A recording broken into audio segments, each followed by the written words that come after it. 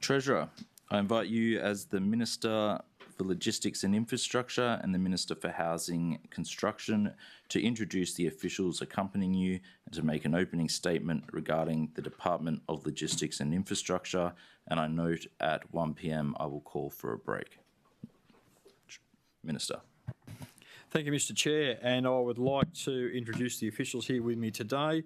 CEO beside me, Louise McCormick, who our Fotis Papadakis is our Chief Operating Officer, and Adam Walding is our Deputy Chief Executive. I also have a number of officials behind me, those being 𝙍𝙀𝙇𝙀𝙍𝙍, General Manager Regions, Ryan Coppola, General Manager Housing and Land Servicing, Claire Brown, General Manager Transport and Civil Infrastructure, Kirralie Chambers, General Manager Built Infrastructure, Giovanna D'Alessandro, General Manager Infrastructure, NT, and Cindy McDonald, Executive Director Transport and Safety Services.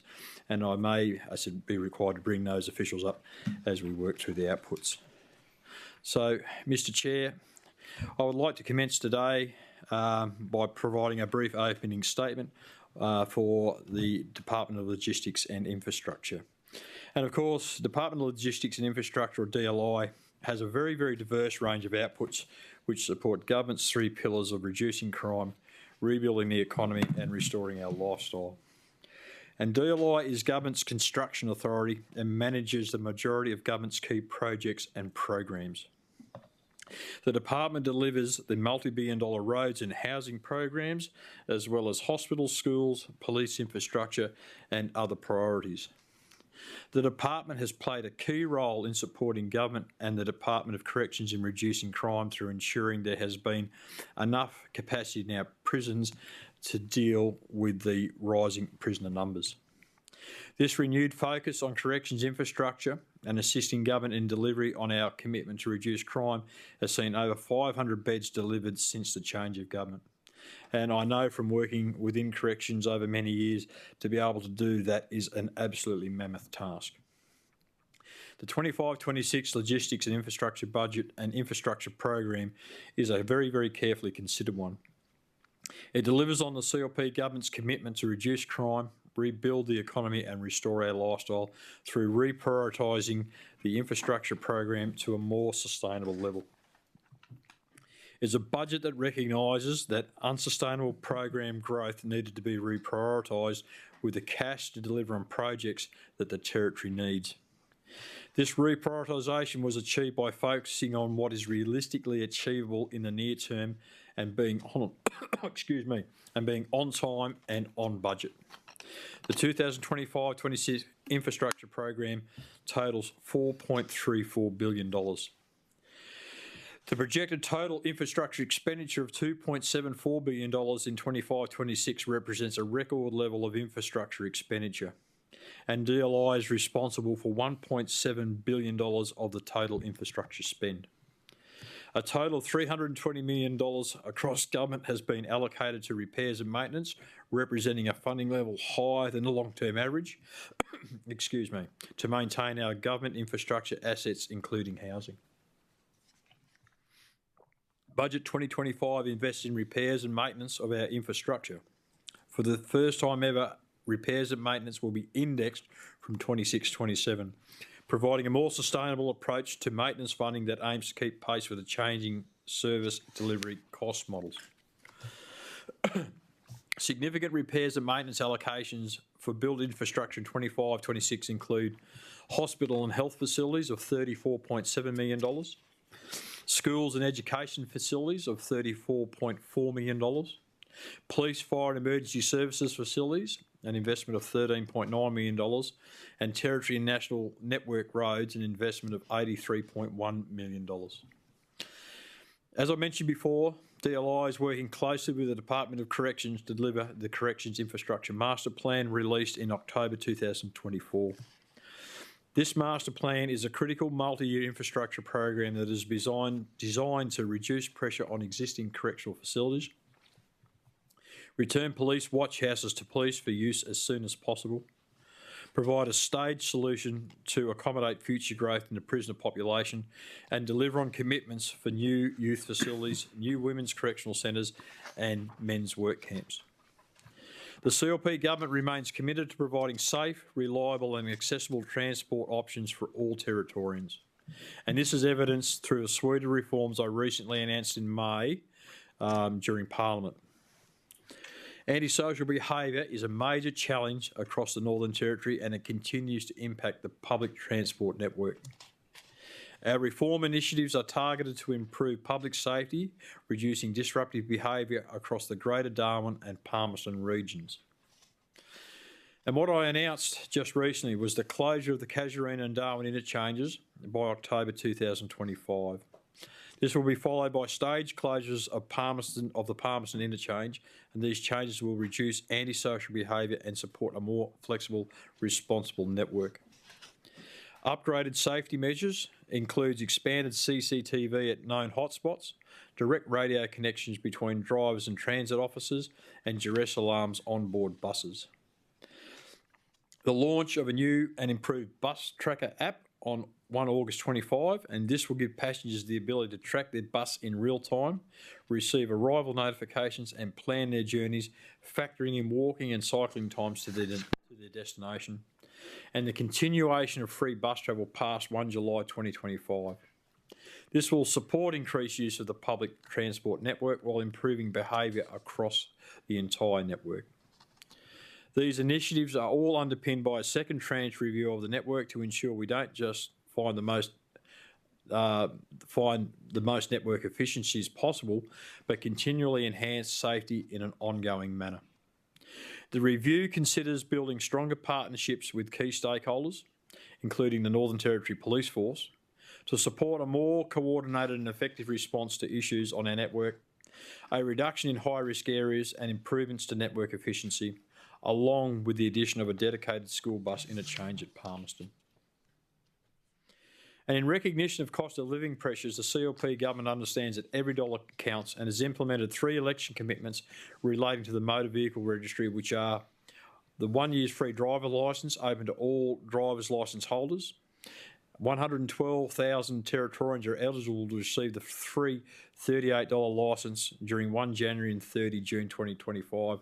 And I encouraged everyone previously, and those here today, and those who are watching, if they haven't already considered jumping online to secure their free licence extension, it's easy to do, and there's only a few remaining weeks to do so. We froze registration fees at their current level until July 2026, and offering Territorians the option to register their light trailers for periods of up to 3 years. These election commitments have meant that over $1 million has stayed in the pockets of Territorians instead of being paid as bills, and will continue to save people money into the future.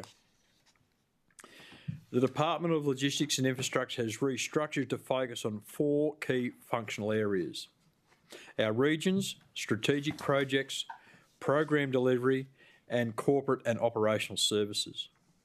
Within the program delivery function is housing and land servicing, built infrastructure and transport and civil infrastructure. Transport and safety services have been integrated into the corporate and operational services to ensure frontline workers have support they need to do their jobs. And I will now run through each of the functional areas in detail. Our regions constitute a total of 60% of the infrastructure program, and as such, following the August 2024 election, a new role was appointed as part of the department's commitment to and focus in our regions. General Manager Regions, Tegan Berg, is also with us here today, and I thank her and her team for their work to continue our important projects across the Northern Territory.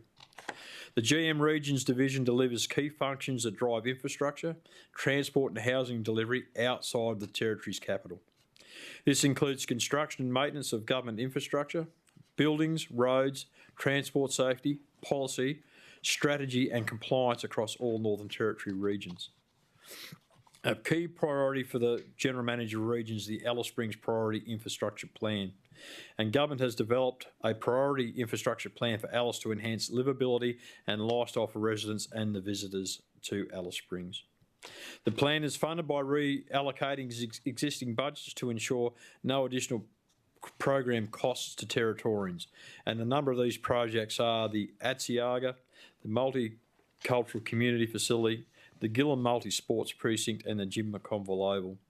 The Priority Infrastructure Plan will also reinstate Anzac Oval, which has been done, to enhance our recreational opportunities. The Oval works are, of course, now completed, and this has been handed over to the Department of People, Sport and Culture in March.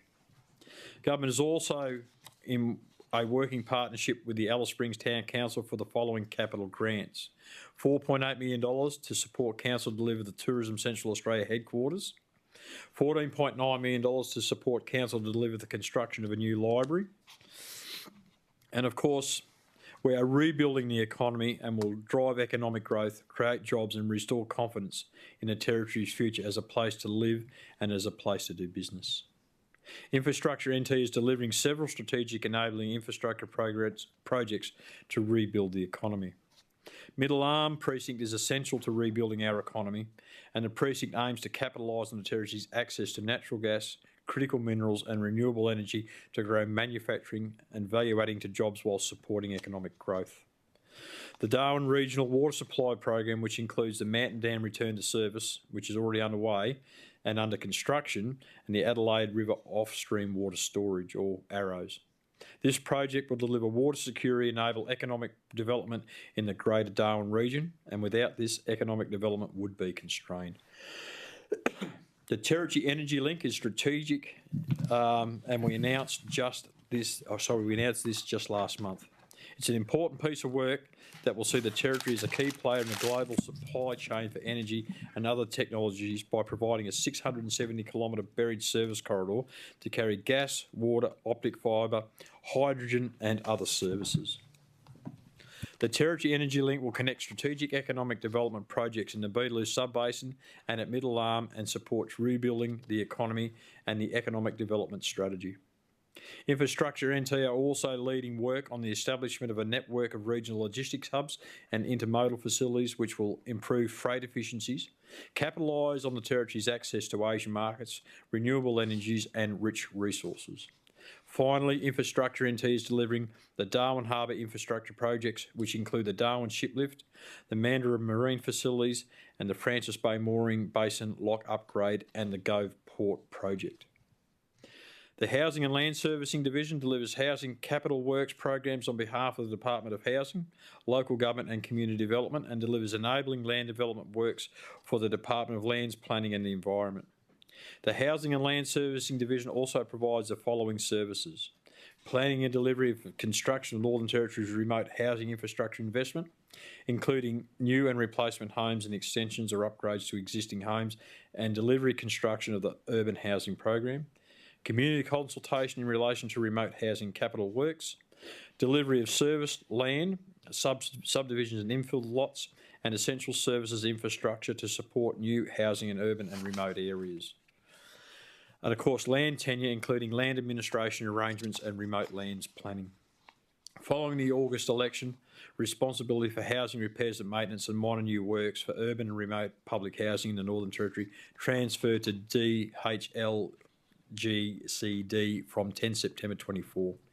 In March 2024, the Northern Territory and Australian governments announced a joint $4 billion investment into a new Federation funding agreement for housing in remote communities across the Territory. The 10-year commitment to provide remote housing will see up to 2,700 homes built over a 10-year period to reduce overcrowding, including continued support for repairs and maintenance. The remaining 2 years of the existing Our Community, Our Future, Our Homes remote housing investment package, which commenced in 2017, will be rolled into the new 10-year agreement. Treasurer, I'll just pause you there. The time now is 1:02 p.m. We'll break for 30 minutes and reconvene for 1:32. All right, time now is 1:32 and we will reconvene. Minister, I'll hand back over to you to continue your opening statement. Thank you, Mr. Chair. And as at 31 March 2025, $205.8 million had been expended through the housing and land servicing area, delivering 734 bedrooms and living spaces, 184 service lots and upgrade works. 161 new or replacement homes were completed, 62 homes received upgrades, extensions or modifications, 67 new lots were created and 117 existing lots were made ready with essential services completed in remote communities. 109 subdivision lots and 18 infill lots were under construction and 216 new homes were underway and 143 homes were receiving upgrades or additional living spaces. In addition to the remote housing program, the current urban housing program is estimated to be $51.7 million, which includes a refresh of public housing, social housing accelerator payment from the Australian government. Of course, roads are the lifeblood of the Northern Territory, connecting our communities, facilitating trade, supporting tourism and enabling people to access essential services. Territorians rely on these roads for daily travel, for businesses to thrive and for vital industries to operate. The Transport and Civil Infrastructure Division is responsible for the design, development and management of transport infrastructure right across the NT. And this includes not only the delivery of significant upgrades and maintenance work on NT's road network, but also other transport assets including aerodromes, barge landings and boat ramps. This government receives much of its funding for roads from the Australian government via the Federation Funding Agreement schedule on land transport infrastructure projects, this being shortened down to the FFAS. Funded provided under the FFAS in August 2024 includes an Australian government contribution of approximately $3.41 billion and Northern Territory government funding of $0.83 billion over the next 5 years. A number of key road and transport projects were progressed within 2024 to 2025, including $254 million on the joint investment to upgrade 175 kilometres of the Carpentaria Highway, improving safety, reducing travel times and freight costs, and boosting access for industry and local communities. Significant progress is being made on the Tanami Road upgrades, with work well underway on the 90.4 kilometre Chillawell section, which began back in April 2023 and achieved practical completion in May 2025. Design and planning for the 105 kilometres of single seal sections have been finalised. Construction on the first 21 kilometres is anticipated to commence on August 2025, and this government is committed to the progressive upgrade of the Tanami Road as one of its key strategic priorities in Central Australia. Roystonia Avenue here in Palmerston is a key access road connecting the Palmerston CBD to the suburbs, and work has commenced on the duplication between Terry Drive and Lambrick Avenue, with an expected completion in December 2025.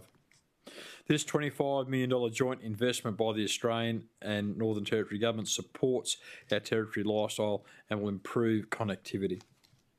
Darwin and Palmerston residents will be well aware of the completion of the Tiger Brennan overpass. The $165.19 million joint investment by the Australian and Northern Territory government opened in April this year. In addition, $2 million in combined funding has been committed to the National Highway Network Flood Resilience Initiative.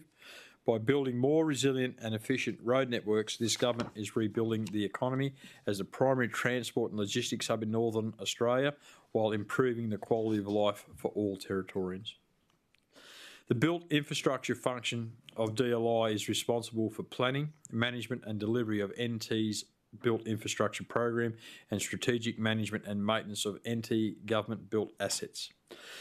The infrastructure projects this government is delivering in 2025-2026 include $143.5 million for the remote police infrastructure and housing upgrade program, $35.7 million to construct a new multi-purpose police complex in Maningrida, $168.7 million for Alice Springs infrastructure priorities, including construction of the 𝙍𝙀𝙇𝙀𝙎 and the establishment of a multi-sports precinct in Gillen, $6.6 million for upgrades to the JESC, $1.5 million for a multi-purpose multicultural facility in Katherine, $3.15 million for the National Critical Care and Trauma Response Centre's new warehouse and road upgrades project, which is Australian government funded. $10.2 million for the Tennant Creek Visitor Park under the Barkly Regional Deal. $5.1 million to continue to enhance recreational fishing across the territory. $3.3 million for track upgrades and modifications at Hidden Valley's Motorsports Complex to support the Motocross World Championships. $49.3 million for upgrades at Royal Darwin Hospital's Mental Health Inpatient Unit. $17.6 million for a new modular multi-purpose facility at Royal Darwin Hospital. $35.1 million to upgrade the central sterilisation service departments across Northern Territory's hospitals. $19.8 million to construct a new primary healthcare centre in Borroloola. $3.8 million for the new preschool facilities at Primary School. $2.74 million for planning and enrolment growth in Palmerston, a special education centre for middle and senior students.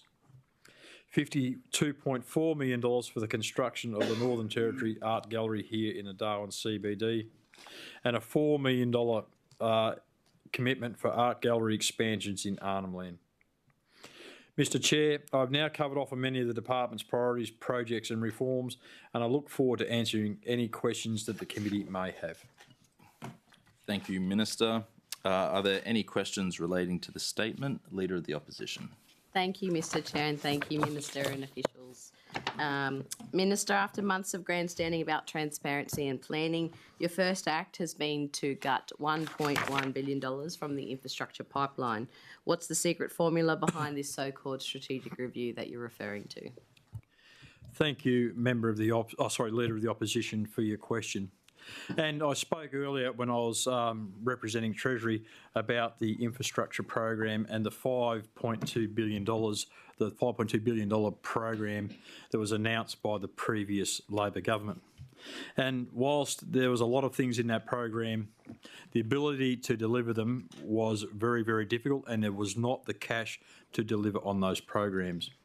And when we came into government, I sat down with the CEO of Department of Logistics and Infrastructure to assess the program and assess what we could actually deliver within the budgets that we have. And as I've said, and I've said repeatedly, there was a record infrastructure program. It was a record of announcements. But when you look at the budget that was provided in 2024 by the previous government, there was only $300 million to deliver on what was required of a $1.2 billion cash need. And if you look at the cash requirement just for this financial year, Mr Chairman, I believe the department spent over $1.1 billion on that program. So to continue the program would have required at least that much and a little bit more. And the previous government only allocated $300 million. And that $300 million, and I'll say it again, would have finished the Mandurah jetty facilities. It would have finished the art gallery next door and would have provided some money towards the housing program. So there was insufficient money to run the program that was in place from the former government. So we made the decision to assess the program, see what had to be delivered, look at the program objectively, see what was there when it was scoped and costed, and then to assess what we could deliver going forward. And I said, and I work very, very closely with the agency to do this. And I'll hand over to the CEO of Logistics and Infrastructure, Louise McCormick, to provide further information on the process that took place when we reviewed the infrastructure program. Thanks, Minister. Louise McCormick, Chief Executive Officer. So, Leader of the Opposition, thanks for your question. And to give you a bit of a summary of some of the considerations that we put forward to the Minister for consideration, was projects that had been completed or largely complete. So there were quite a number of projects there where there were program savings that came off the program for that. Other ones that got reprioritised, not completely off the program, but reprioritised, include projects that had been in long-standing land tenure negotiations. Some of those projects had been on there 10 to 15 years, and the scope cost of the scope to deliver those projects had obviously increased in cost because of the length of time they'd been there. Other ones, there are land acquisition attached to them. So ones like the 𝙍𝙀𝙇𝙀𝙑𝘍𝙍 project, there are still land acquisition negotiations ongoing. So it didn't make sense to keep there when there's no certainty of the project moving into construction. And they're the main things that we've taken off the program. Others where the scope had not been fully developed or concept designs had not been developed, so we weren't confident, I guess, in the cost of those projects being delivered. They've been taken off for further investigation and business case development as well. So, in addition to the information provided by Louise, it is, as I spoke about this morning during my Treasury time, there was a number of projects on there that have been there for a very, very long time, and the scope and costs associated with those projects were no longer relevant. So if we're going to continue those projects, we need to go back and rescope and recost them to make sure that we have effective and real-time costings to deliver those. So to leave those on the program absolutely made no sense, and it just leaves a large program just sitting there showing effectively a huge program that we actually can't deliver. So the reprioritisation of that brought that program back down to that we know that we can deliver, and the scoping of the costings of the stuff that are on that program are at least relevant. Now, with the reprioritisation, we can go back and look at some of those previous projects, rescope them and recost them, and look at the ability to deliver. And of course, as Louise has said, there's a number of issues around land tenure and getting access. So until we can achieve those, then there's no point doing anything further with that project. So it's better off to park it, sit it aside. Once we can get some confirmation on that project being able to go ahead, then we can come back and we can rescope and recost those projects. And then, of course, we need to look at the ability to cash them longer term. So there's a number of projects on the program now. We're working through those projects and that program to deliver what we need to deliver, excuse me, and make sure we cash those effectively. And once we've been able to do that, then we can look at the projects that we've taken off the program and parked and reprioritised to see where they fit longer term in that overall delivery, ensuring that what we do is a benefit to all Territorians as well. Thank you, Minister. So in terms of following up on where you're parking these projects, whose responsibility is it to revisit that, and what frequency will you be looking at? Well, the projects that we reprioritise sit within the agency, so they've been taken off the program. Of course, there's been work done on those. We're not going to waste some of that work, but of course, as I said, it will be timeless, and then looking at rescoping and recosting those projects. So it will be, I suppose, on an as-need basis. I might pass over to Louise, who can provide some information from an agency perspective of where those projects sit and then how they will be reassessed. Thanks, Minister. So there's a number of projects, I guess, they're more of a program approach and not one individual project. So if I give Central Arnhem Road, for example, as an example, that's multiple years of multiple projects on that one corridor, if you like. And there are lots of negotiations. A lot of that sits across Aboriginal land, so we're still working with Northern Land Council on those. So because that's a negotiation, it's a bit hard to put a time frame on that. But one example recently for Central Arnhem Road is the Mountain Valley upgrade section.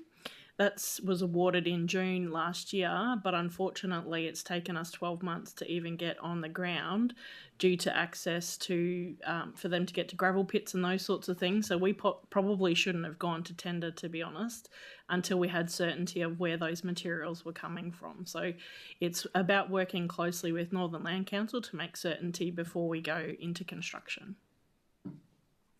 Thank you. And through the Minister, can I just confirm that that particular project on the Central Arnhem Road, which you've used as an example, Ms McCormick, is still going ahead because the tender's out and I believe it's been awarded now?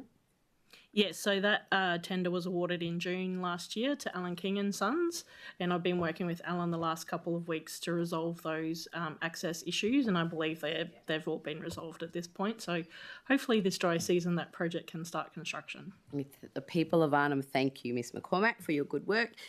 Minister, your government undertook a major review of the infrastructure program, leading to a $1.1 billion cut from the 2024-25 published program. What was the criteria that you used to push those projects out or to park them, as you say, and why were they scrapped? Were any scrapped completely? Thank you. And I suppose cut's not probably the right term. We've reprioritised those projects. Now, cut you're relating to cutting costs or cutting budget. These were program items that were never cashed and hadn't or weren't planned to proceed in the near future. So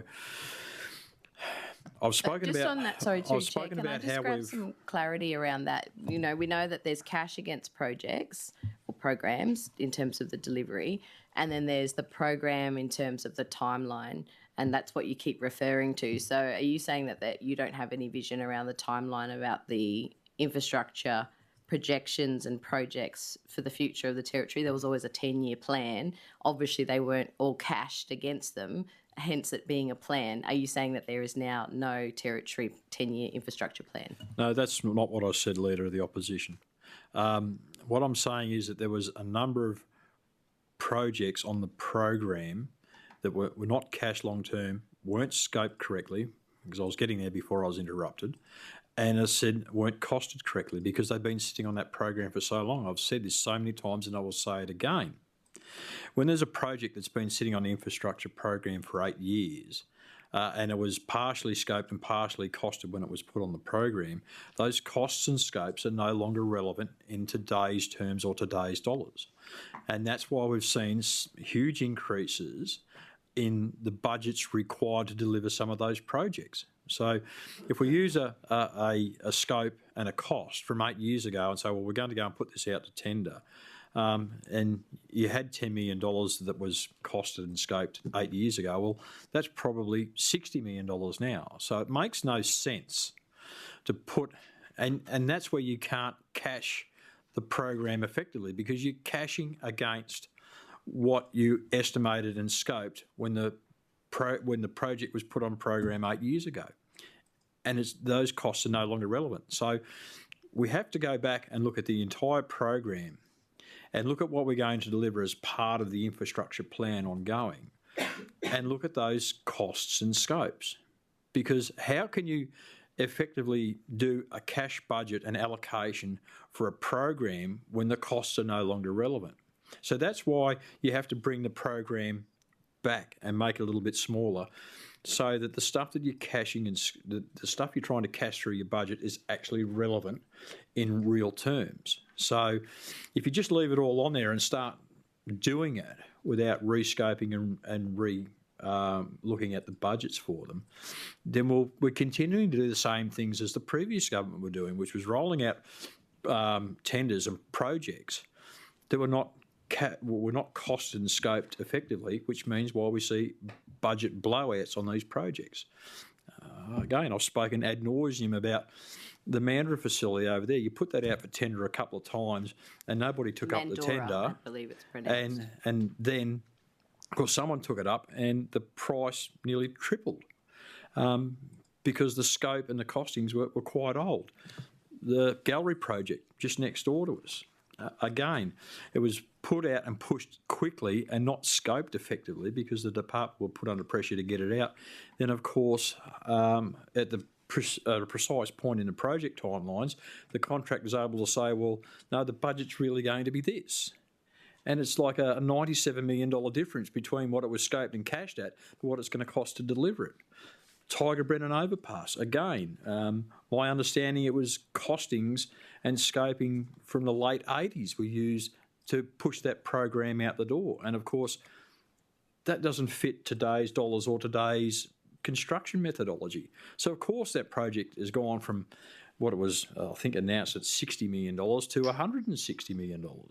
So if we continue to do this, we'll continue to find ourselves in the budgetary position that we're in, where programs not costed, not scoped, are put to tender, and all of a sudden we're seeing 60, 70, 80% increases in cost because we're using old documentation or old costings or old scopes. We can't continue to do that. Otherwise, the financial position of the Territory will continue to decline like it was declining before. My instructions to the department are to deliver on time and on budget, and to be able to do that, we need real-time scopes, real-time costs, and working in collaboration and partnership with our contractors to be able to do that. Because if we put stuff out under scope like the previous government was pushing the department to do, we end up with project blowouts, project cost blowouts, and that can't be supported. So the department done the hard work and went and looked at the program scope and pulled that back to what we can deliver, and looking at our cash program going forward. And then we'll look at what we've taken off program to see where it fits into the future infrastructure program. But to do that, there's a number of things that have to happen. Yes, there's land tenure arrangements, Section 19 leases, take your pick. There's all these things that need to be done first. So I'm not going to get the department to push a program out that's not ready. We used the the Central Island Road as an example. That program or project was awarded a year ago, and the contractor's still sitting there waiting to get access to gravel to deliver the project. Now, what we've actually done to that contractor is put his Mr. Chair, costs. I've got many more questions. I do understand. Well, I'm still answering your question about the program. I understood the start of the answer about 5 minutes ago, Minister, but I do have lots of questions that I would like to follow up on. Okay. There'll be no more interjecting. Minister, if you could wrap this answer up, and there'll be no more interjecting throughout this afternoon. Thank you, Mr. Chair. And as I said, we look at that project on the Central Arnhem Highway, allocated 12 months ago without the ability for him to access gravel. So his cost point has now changed because he tendered on a project. I understand the answer. I'm still trying to answer the question. 3 times you've used that example, and through the Chair, the answers need to be concise as per Standing Order 110. Okay. Minister, if we can wrap this answer up. Leader of the Opposition, if there are an interjection, please straight to me. I'm trying to wrap the question up, Mr. Chair, but I continually get interrupted. Yeah, Treasurer. Minister, I've informed the Leader of the Opposition how she's to raise an issue. Over to you, Minister. Thank you. So the cost point for that contractor has changed because he was delayed by 12 months because we didn't scope and the government didn't scope and do its due diligence. That's something we must change. Otherwise, we continue to see program and project blowouts in cost, which is something that can't continue, which is why the department has been through the program and has said, looked at that program and rationalised it so we can actually deliver on time and on budget into the future. Thank you. And through the Chair, Minister, will you table a list of all the projects that have been cut / parked and put aside for the committee?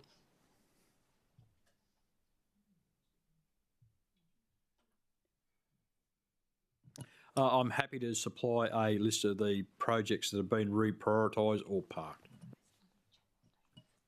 Leader of the Minister, will you take that on notice?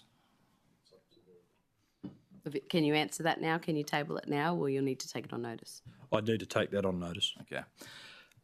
Leader of the Opposition, please restate the question for the record. Thank you, Mr. Chair. Minister, can you please table for the committee a list of the projects that have been cut or parked from your government?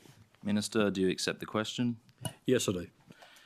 The question asked by the Leader of the Opposition of the Minister has been allocated the number 2.4. Leader of the Opposition. Thank you, Chair. Minister, did you consult with any of the affected communities that have projects that have been cut or parked by your government? No, I consulted and worked alongside the department when we reprioritised the program that was in place before we came into government. Thank you. Through the Chair, Minister, of the projects that have been scrapped, were any signed with their contracts or in design process? Were any out to tender or were any in other procurement phases before they were scrapped? I'll pass over to Louise McCormick to provide some detail. Thanks, Leader of the Opposition, for your question. So there were a number that were in design. So what we're doing is actually finishing off the design, the contract that we're in with the design. There were none that were in construction and none that were in a procurement phase. There was one for Central Arnhem Road. It was quite a large tender. That one was cancelled simply because we had to look at how we packaged that, because the feedback from industry was that it was too large. It was $90 million. And the whole point of that program is to give as much local business as possible. So that money is still there, but it's being looked at as repackaging to suit local industry in that case. The only other one that I can think of that was cancelled just recently was hospital accommodation in Tennant Creek. That will be procured in a different way. Thank you, Ms McCormick. And Minister, through you or Ms McCormick, how many of those in-design projects were scrapped? We may need to put that as a on notice question when we provide the other list, and that we can provide that detail. Thank you. I'm comfortable with that. Would Sorry, you like can that I just, on yeah, notice? Minister, will you wrap that section into the previous one? Thank you, appreciate it.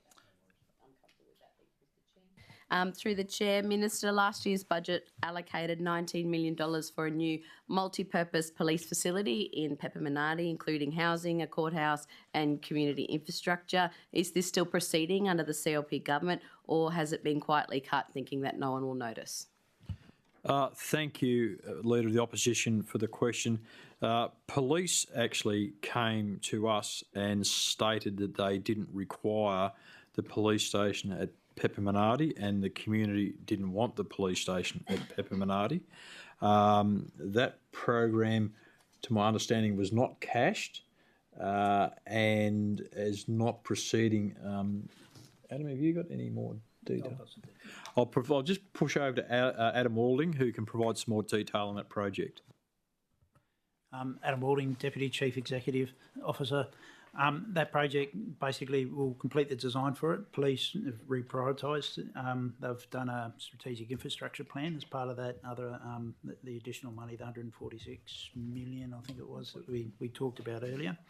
Once the priorities are done, the design for Pepe will become the benchmark for the future design of the future program as we push forward. So even though the design has been complete, and that'll be the cookie cutter model basically for the other stations as we push forward. Thank you, Mr Walding. Thank you, Minister.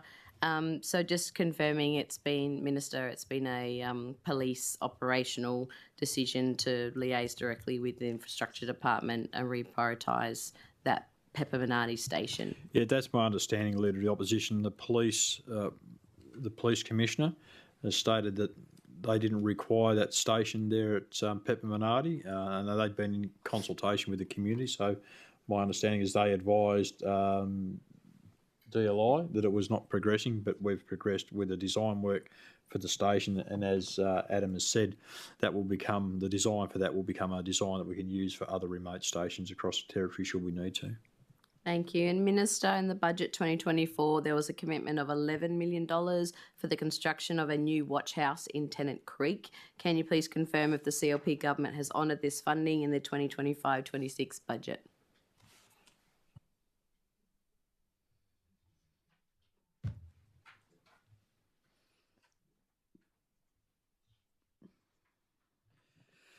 Thank you, Leader of the Opposition. Yes, my understanding here is that there was a former government commitment of $3.4 million to redevelop the watch house as part of the Barkly Regional Deal, and a revote of $11.48 million to construct the watch house, and that project is, where are we at?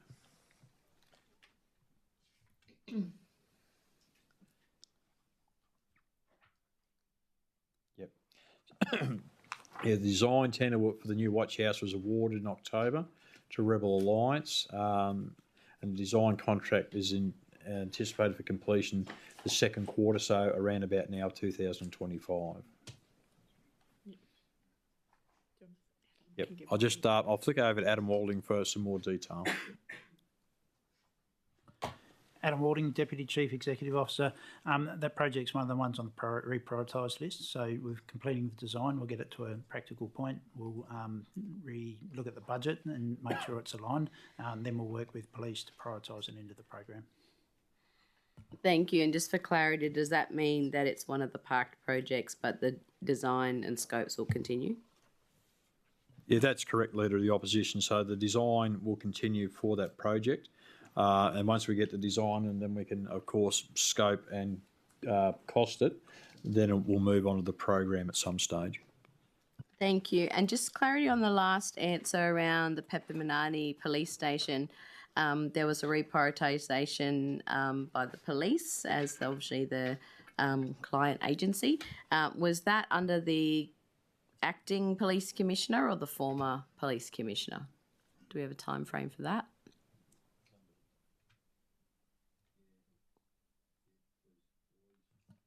Louise McCormick, Chief Executive Officer. It was actually both. So Michael Murphy had initially asked for that, but Martin Doyle has reconfirmed that as from an operational need. And the strategic infrastructure plan that Adam had spoken to, we actually worked with them in terms of their whole operational model and footprint. And as part of that, Papadakis was looked at as not being a priority. They said Maningrida was a priority, so we pushed forward as quickly as we could with that particular police station. The other ones that will come out as part of their strategic infrastructure plan. Yeah. Thank you, Ms McCormack. And Minister, why have you stopped publishing the NT infrastructure snapshot? I'll happily pass to Louise on this one as well. Louise McCormick, Chief Executive Officer. So we haven't. We've actually still been putting it out, but we held back the last quarter one for construction snapshot to be in line with current budget and all the reprioritisation that's occurred. So we wanted to make sure that it was accurate, but it will still come out. Thank you. And through the Minister and Chair, when will we expect to see that next infrastructure snapshot? Do we have a time frame? Hopefully by the end of July. Thank you. So beginning of, quarter one of the new financial year. Yeah. Thank you. Thank you, Chair. Thank you, Leader of the Opposition. I will now open to the floor, and I'll start with Member for Johnston. Okay. Member for Nightcliff. Sure. Thank you. Oh, sorry, that was on the whole time. Thank you. I've just got some questions around the Middle Arm precinct. I'll just start with a quote. I just wanted to check if this was still accurate from Ms McCormick. I believe you stated recently that with the current model of equity investment, the Territory is expected to make a positive return on investment and pay back the funds with interest. This means the Territory will need to draw down on its self-generated revenue, which in turn will make it more difficult and costly to comprehensively develop the precinct. Does that sound, that's accurate, and that's... So currently the federal investment is equity-based, is that right? That's correct. That's correct. So the Territory is expected to pay it back with... Sorry, Member for Nightcliff. Minister, just please make sure the mic flicks on so we can log it. Oh, sure. Thank you. And so, sorry, the Territory is expected to pay that back with interest, is that correct? Louise McCormick, Chief Executive Officer, yes. So in the federal budget, it's there as planned equity, which from a federal government perspective is there, like any other investor, they're expecting a return on investment. And that means that obviously we have to pay back the money that's given to us as if they were an investor. Okay, thank you. And so given that, this will mean that the NT government is going to struggle to pay back this investment without eating into its own revenue. Is that right? Louise McCormick, Chief Executive Officer. So my comment within that article in ASPE was in relation to the whole point of Middle Arm is to generate more revenue for the Territory to be able to stand on its own 2 feet. But having to provide that money to us with paying it back as well as a return on investment on top of that, it's actually eroding what the Territory government is trying to do. So that was what my my comment was. Okay. And so, but that does mean that we will struggle to pay it back without eating into our own revenue? No, the revenue that's generated through Middle Arm will definitely pay it back. It just means that there's less money flowing to the Northern Territory. Okay, thank you. Sorry, this might be more for the Treasurer, but have you approached the federal government to ask for the federal investment to be given as a grant? Thank you for the question. And yes, I've spoken with the Federal Minister to move some of that equity funding into grant funding, specifically around the early development of Middle Arm, to help get that project underway. We're still waiting, I think I am still waiting to hear back from the Minister on that request. It went through some time before the federal election, and of course they went into caretaker mode, and now the government has been reformed and the minister has remained the minister, which is good to see, provides some continuity for me, but I'm waiting on a response from the federal minister on that request. Thank you. And just to clarify, sorry, that request was for part of it to be as a grant? That's correct, yeah. I didn't ask for the whole lot. I asked for a specific portion to be released as grant funding so that we can do some specific things. I believe it was around the environmental impact assessment and some logistic matters around services into the site so we can get that moving, and then the rest would sit in equity and we draw down it as we can. Did they give you a timeline on when they might answer that? No, generally I don't get response. When I provide something to the federal government, they don't give me an estimated response time. Sure. Okay, thank you. The details of the Stage 2 business case that were published in media in December 2023 revealed that the NT government is looking for an extra $3.5 billion in capital expenditure on top of the $1.5 billion. Where do you expect to get this money from? I'll pass to Louise McCormick. Louise McCormick, Chief Executive Officer. So that is the total, not on top of the $1.5 billion. And it's based on the increase in construction costs for the marine infrastructure and common use infrastructure that the original $1.5 billion was for. We did not go to the Australian government for that funding. We are still considering other funding models to be able to achieve the same outcome. And have you got any idea on these other funding models yet? No, not yet. Thank you.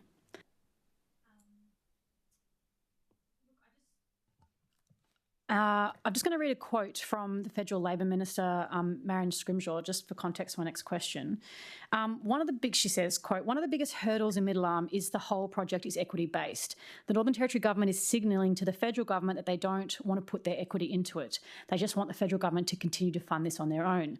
The federal government has said, no, if you want this to happen, it has to be with the agreements that were signed with the former government." An end quote. During the election, we saw Gosling couldn't be drawn into Middle Arm. It wasn't part of his election platform. It doesn't seem that you have the federal government support for Middle Arm.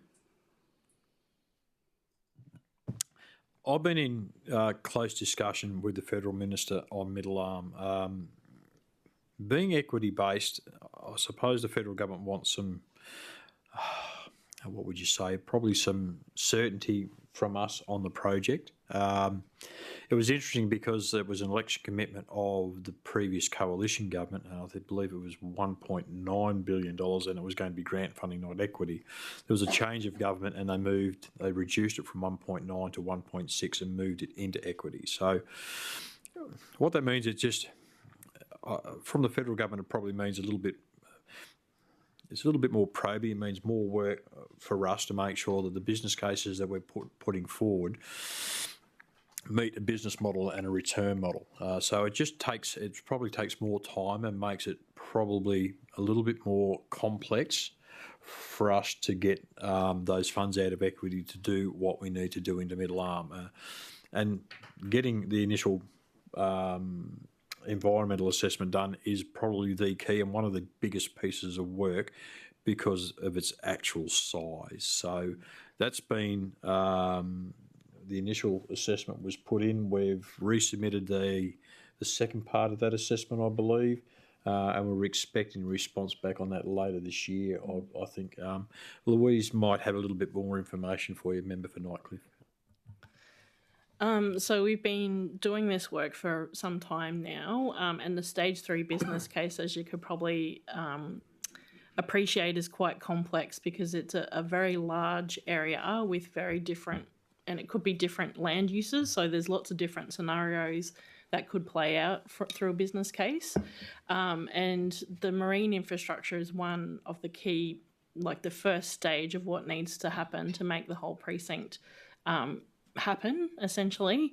There are other things like road upgrades, a lot of infrastructure that proponents would need to build themselves as well. So getting a return on investment on something that's not operational from probably 10 years from when you build the first stage is very difficult to achieve from any way you look at it. And that's why the equity is a difficult thing for us to achieve with what the Australian government is after. Thank you. So, and you just mentioned, this was going to be my next question, with the Stage 3 business case. So in February last year, the Stage 3 business case for Middle Arm was submitted to Infrastructure Australia and considered but not accepted for evaluation. Is that correct? Yes, that's correct. They wanted a lot more detail of the project and more certainty of what proponents will be in the precinct, which we weren't able to achieve because those project proponents are still undertaking their own pre-feasibility studies and work. Okay. Can a copy of that rejected Stage 3 business case be tabled or released with comments from Infrastructure Australia and any communications explaining those reasons around rejection? Sorry. That's okay. Yeah. Okay.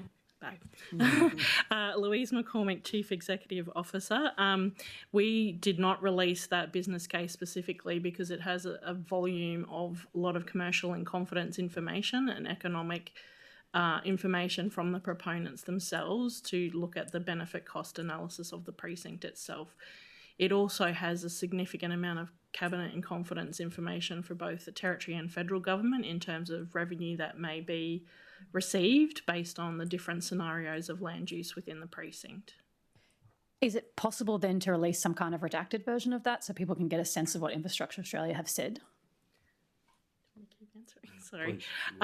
We were intending to put out a public version that people could read and digest that was able to be used by everyone, yes. Oh, so that will be coming? Did you say? Once we've got an accepted business case by Infrastructure Australia, yes. Okay, so you won't do it for a rejected business case. We won't get like a public version of that, but no, not at all. Okay. What you'll see, member for Nightcliff, is once the business case is accepted, then we'll be able to put out some detail around the accepted business case. Thank you.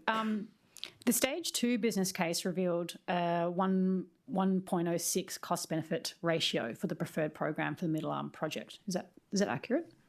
Is this the best case scenario? Is that correct?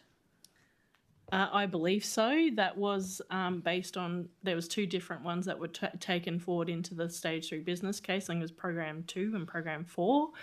And that was based on land use scenarios based on the previous do not deal arrangements with the different proponents that were there and what likely scenarios that may generate. But as those scenarios and the proponents are locked in, that will change. Okay, thank you. Now, given I think you mentioned before the delay, you're still doing the EIS and possibly end of the year. Given these delays, like what's the new timeline for construction at Middle Arm? So the delays in the EIS have been through the adequacy review that we did with the Australian government and what baseline studies they required for the EPBC Act. Those baseline studies are being undertaken at present and hopefully we'll be releasing that draft EIS towards the end of this year. It's fair to say, though, we're probably a step ahead of proponents. They're still undertaking their pre-feasibility and engineering work, but we are still lockstep in terms of timeframes. Thank you. So what I'm sort of getting from all of this is that the federal government is equivocating on a $1.5 billion equity investment. The NT will struggle to pay back, and the equity investment won't cover the whole project. With currently best case scenario cost benefit of 1.06 and the Stage 3 business case being knocked back, the EIS somewhat delayed, and the Stage 3 business case resubmission date is unclear. It seems like this project a bit of a complete non-starter. Would you agree with that? No, I wouldn't agree with that perspective. I think the difficulty we look at for Middle Arm is because of its size and it's quite complex, and working with Infrastructure Australia to provide the detail that they require. The ROI at the end of the day, it's larger than just the repayment on that equity investment from the federal government as well. When you look at the project and the precinct holistically, the level of proposal, the amount of proponents and the size of the project will then generate additional, I suppose, income and revenue for the territory overall. So it's not just about what's going in there, it's about then the service agencies that work alongside those. I suppose INPEX is a good example.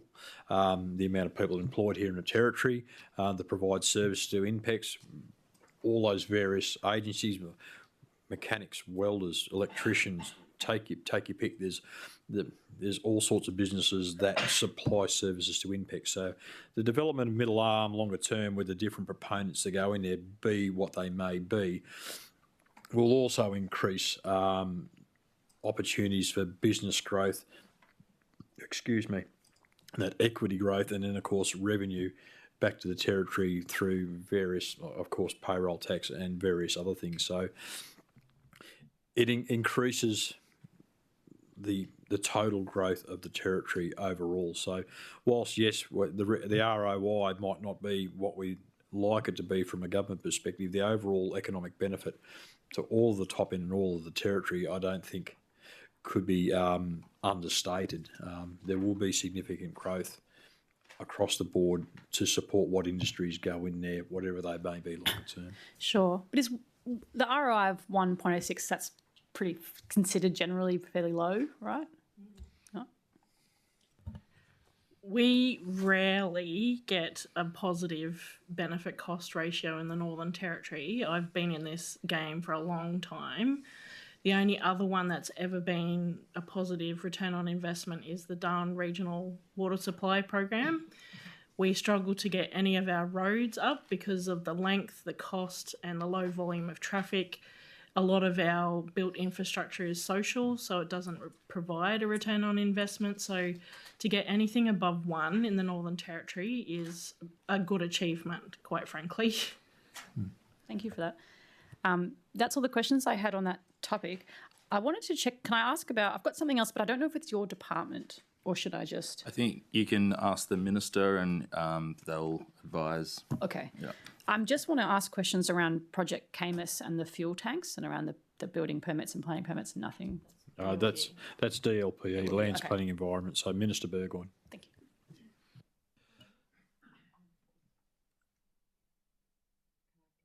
Member for Johnston. Thank you. These are actually some questions for the member for Mulka. Sorry, I just got to find them. If they don't fit under this output, let me know. So last year, the 24-25 budget paper 4 showed $1.7 million for the barge landings at Ramangini and Galawinku and $2.2 million for the barge landing at 𝙍𝙀𝙇𝙀𝙑𝙬𝙍𝙬𝙍𝙬𝙍𝙍. This year's budget paper does not show these barge landings as revoted works. These barge landings require significant work to ensure food and essential items can reach these communities. What has happened to these infrastructure works for the Mulka region? Thank you. And again, I acknowledge the member for Mulka and I thank him for the questions. I will pass to Louise, but these form part of the issues that we've been speaking about. There's been delay after delay on these projects due to Section 19 leases. So I've met with C-SWIFT and I understand the issues that they face. And I certainly understand the issues that the people out in those remote regions face as far as getting access to goods and services through those barge landings. But I'll pass on to Louise for a little bit more detail. Thanks, Minister, and thank you to the member for Mulka for his question. I particularly know he's very interested in 𝙍𝙀𝙇𝙀𝙬𝙍𝙬 in his electorate because he's spoken to me in the past about it. Actually, that's in the Arnhem yours? electorate, but the member for Mulka Sorry, I always does have get a lot of confused with family that and one. connections in the neighbouring Yes. electorate of Mulka. He claims 𝙍𝙀𝙇𝙀𝙀𝙀𝙀𝙀𝙀𝙀𝙀. Yes. I care too. We all care. So there's 14 barge landings in total that we manage across the NT, and the funding for those they're one of the ones that have been on there for like 15 years to do those projects. So they'll still progress, but we, as the Minister said, we need to secure the tenure. I know 𝙍𝙬𝙑𝙍𝙍𝙍 in particular, we have done design for that particular barge landing. We've consulted with the barge landing operators as well, because they've raised with us the current condition of barge landings are doing damage to their barges. So we're working with them on the design at those different locations. But the intent is, once we've got security of materials, tenure, all of the above, that we'd re-put that business case to government for consideration. But we'll keep working on them in the meantime. Is there a time frame for that? I don't know, to be honest, given that it's been there for 15 years and we still haven't been able to resolve it. Anyone else's guess is as good as mine, but I do think we're probably closer than we have been in the past, because we've been able to at least work with Land Council to understand it needs to be a Section 19 lease. There was some question at one point about licensing and range of different tenures, so we've got that far. But yes, it is obviously a negotiation, so it's doesn't have a statutory time frame attached to that. And in follow up to what Louise is saying, I said once we can get some of those sureties around access, and it's not just a Section 19 lease, because there was some changes required on those barge landings, but there will be possibly gravel, other bits and pieces. So there's a number of access things that need to happen, and we need to lock those in place and have surety that we can go ahead with these projects. And of course, because they're so old now, the $2 million was sitting in the budget for so long, we need to go back again and reassess these projects, rescope them and recost them to see what it's actually going to then cost to deliver, and then drop them into program and make sure that they're cashed appropriately. Okay. So the intention is to continue with them in the way that you've described. Thank you. The 24-25 budget paper outlines $4 million for safety upgrades to the 𝙍𝙬𝙇𝙀𝙍𝙍𝙍 Island aerodrome, and this new budget paper has $1.2 million set aside. Where is the remaining $3 million, and when will this work be completed? I'll pass to Louise McCormick to provide some detail. So that particular project on 𝙍𝙬𝙇𝙀𝙍𝙍𝙍 Island, there are works that will go underway, which is a joint funding project with the Australian Government to upgrade to CASA standards. However, the other part of that scope was not fully developed enough and has been reprioritised as part of budget. So which part is that? I'd have to get some more detail and take that on notice if you like, but the money to upgrade for CASA standards is still there. Thank you. Yeah, if I could take that on notice. Member for Johnston, please restate the question for the record. Which parts of the safety upgrades to the 𝙍𝙬𝙇𝙀𝙍𝙍𝙍 Island aerodrome are not being proceeded with? Minister, do you accept the question? Yes, I do. The question asked by the member for Johnston of the Minister has been allocated 2.5. Member for Johnston. Thank you. This year, we've talked about highways a bit. This year, the Central Arnhem Highway has closed for a month, which is a very significant closure. Weeks prior to the closure, homelands had already been cut off and many cars were stuck in mud along the highway. Given that hundreds of millions of dollars have been allocated to this road for many years, why is it taking so long to provide significant upgrades to the northern end of the road from 𝙍𝙬𝙍𝙍𝙍 turn-off to 𝙍𝙬𝙍𝙍𝙍? I'll pass to Louise McCormick to provide detail. Thank you, Minister. As I mentioned earlier today, the Central Arnhem Road, being on Aboriginal land, requires negotiations with Northern Land Council. Those are ongoing, and we have one project awarded to Alan King and Sons through the Mountain Valley section.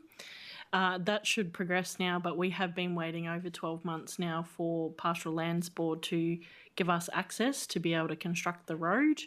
I've also met with Klaus Helms in Nhulunbuy and the 𝙍𝙬𝙍𝙍𝙍 people in Nhulunbuy, and they want to work with us closely, as well as Northern Land Council, in terms of how to break down the Central Arnhem Road project such that local people can get employment opportunities through the project. So we're re-looking at how we package the project, but it's still there.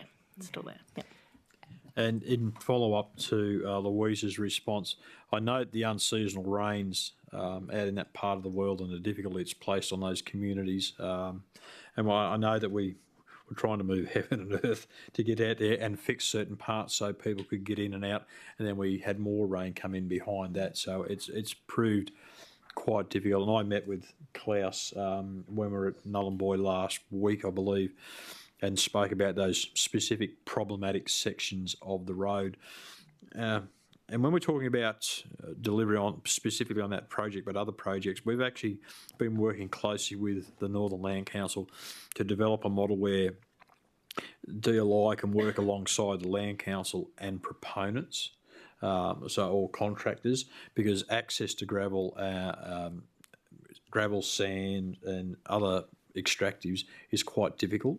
So the Northern Land Council understand this, and they want to work with us to identify and be able to deliver on areas where we can get those extractives to build those roads, and do that prior to us actually releasing these tenders. So again, that's about providing that surety to our contractors that when they get a contract, they know they can get out there and they're going to get access to extractives to be able to do those roads, and then work and partner alongside communities in the Northern Land Council. So we're hoping that it will speed up the process, but also provide employment and economic development for people in the communities out there in that Arnhem region. Thank you. And there's a couple of questions about some specific roads, sorry. So every year the 𝙍𝙇𝘼𝙔𝙑𝘼𝙉 River crossing goes underwater, and this year it was impassable for many days over several weeks prior to the Central Arnhem Highway closing for the month of May. Is this scheduled for significant works this year, or if not, when? My understanding is we don't have anything on program for this upcoming financial year. I don't know whether we've got it on program or not. At this stage, we don't have it on program, but I'm happy to pass it on to the department to consider. Thank you. And also the Ramingining Link Road from Ramingining to the Central Arnhem Highway is graded each year, but this creates problems because areas that have been gouged by trucks need more significant repairs. What works are happening for this road during this dry season? How much funding is in the current budget, and how much is in the 25-26 budget to fix this road? Thank you for the question. We may ask Claire Brown to be able to come and provide some details on that specific road, Member for Johnson.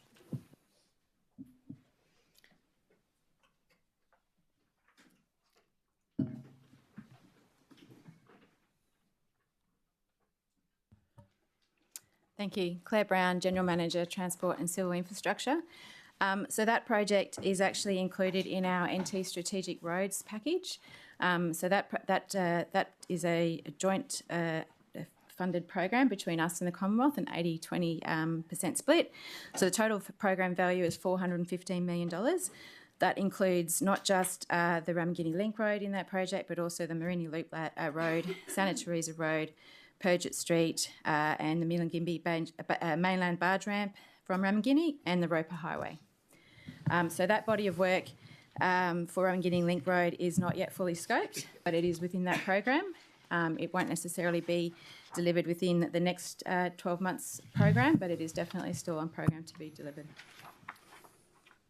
So currently no plans to work on that road in the current dry season? No, so within this year we'll be doing further consultation with communities in regards to the scope of those projects. Yeah. Thank you. Thank you. Okay, moving on to some 4 more questions from the member for Mooka.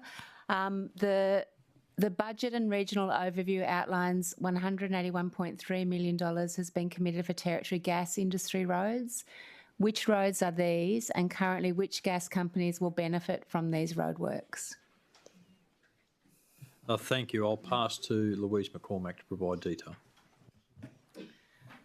Thank you for the question. So the gas industry roads include Carpentaria Highway, Western Downs Creek Road, 𝙍𝙬𝙇𝙬𝙍 Creek Road, and upgrades on the Stewart Highway, particularly intersections where we're expecting quite large volumes of trucks to be going in and out of different areas within the 𝙍𝙬𝙍𝙬, and they're the main upgrades to those roads. And which gas companies will benefit from these roadworks was the second part of that question. So it will be anyone that's in there doing exploration at this point in time. So Tamboran, Empire, I think Santos is in there.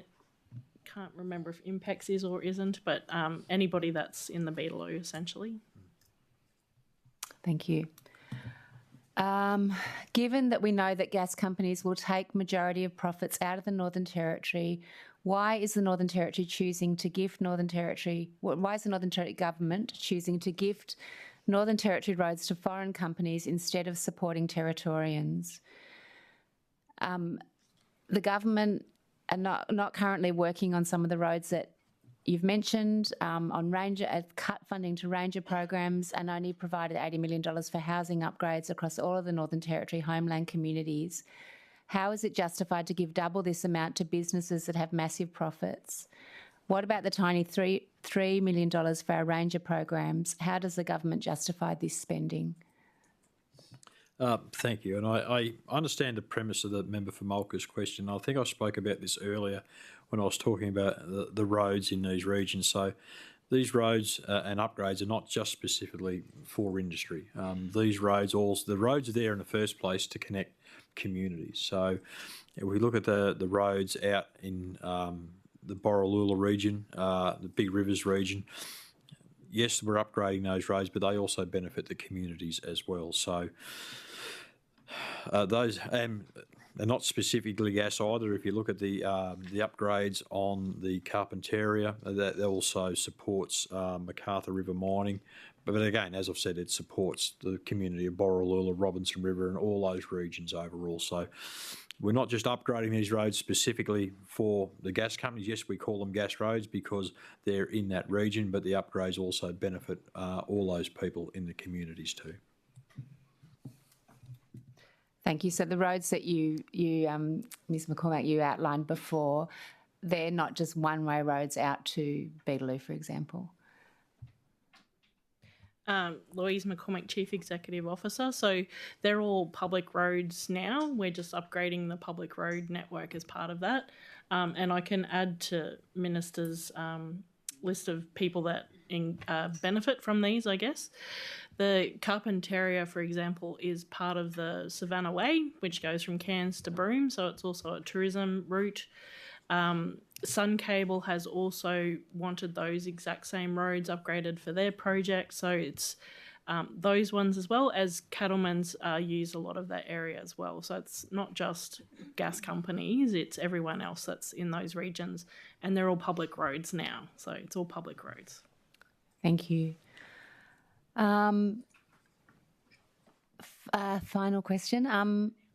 How is the Department of Logistics and Infrastructure working to meet priority 1 of the Closing the Gap agreement, formal partnerships and shared decision making? What systemic changes has the department made to work towards meeting this agreement? Thank you. I'll ask Louise McCormick, CEO, to provide a response.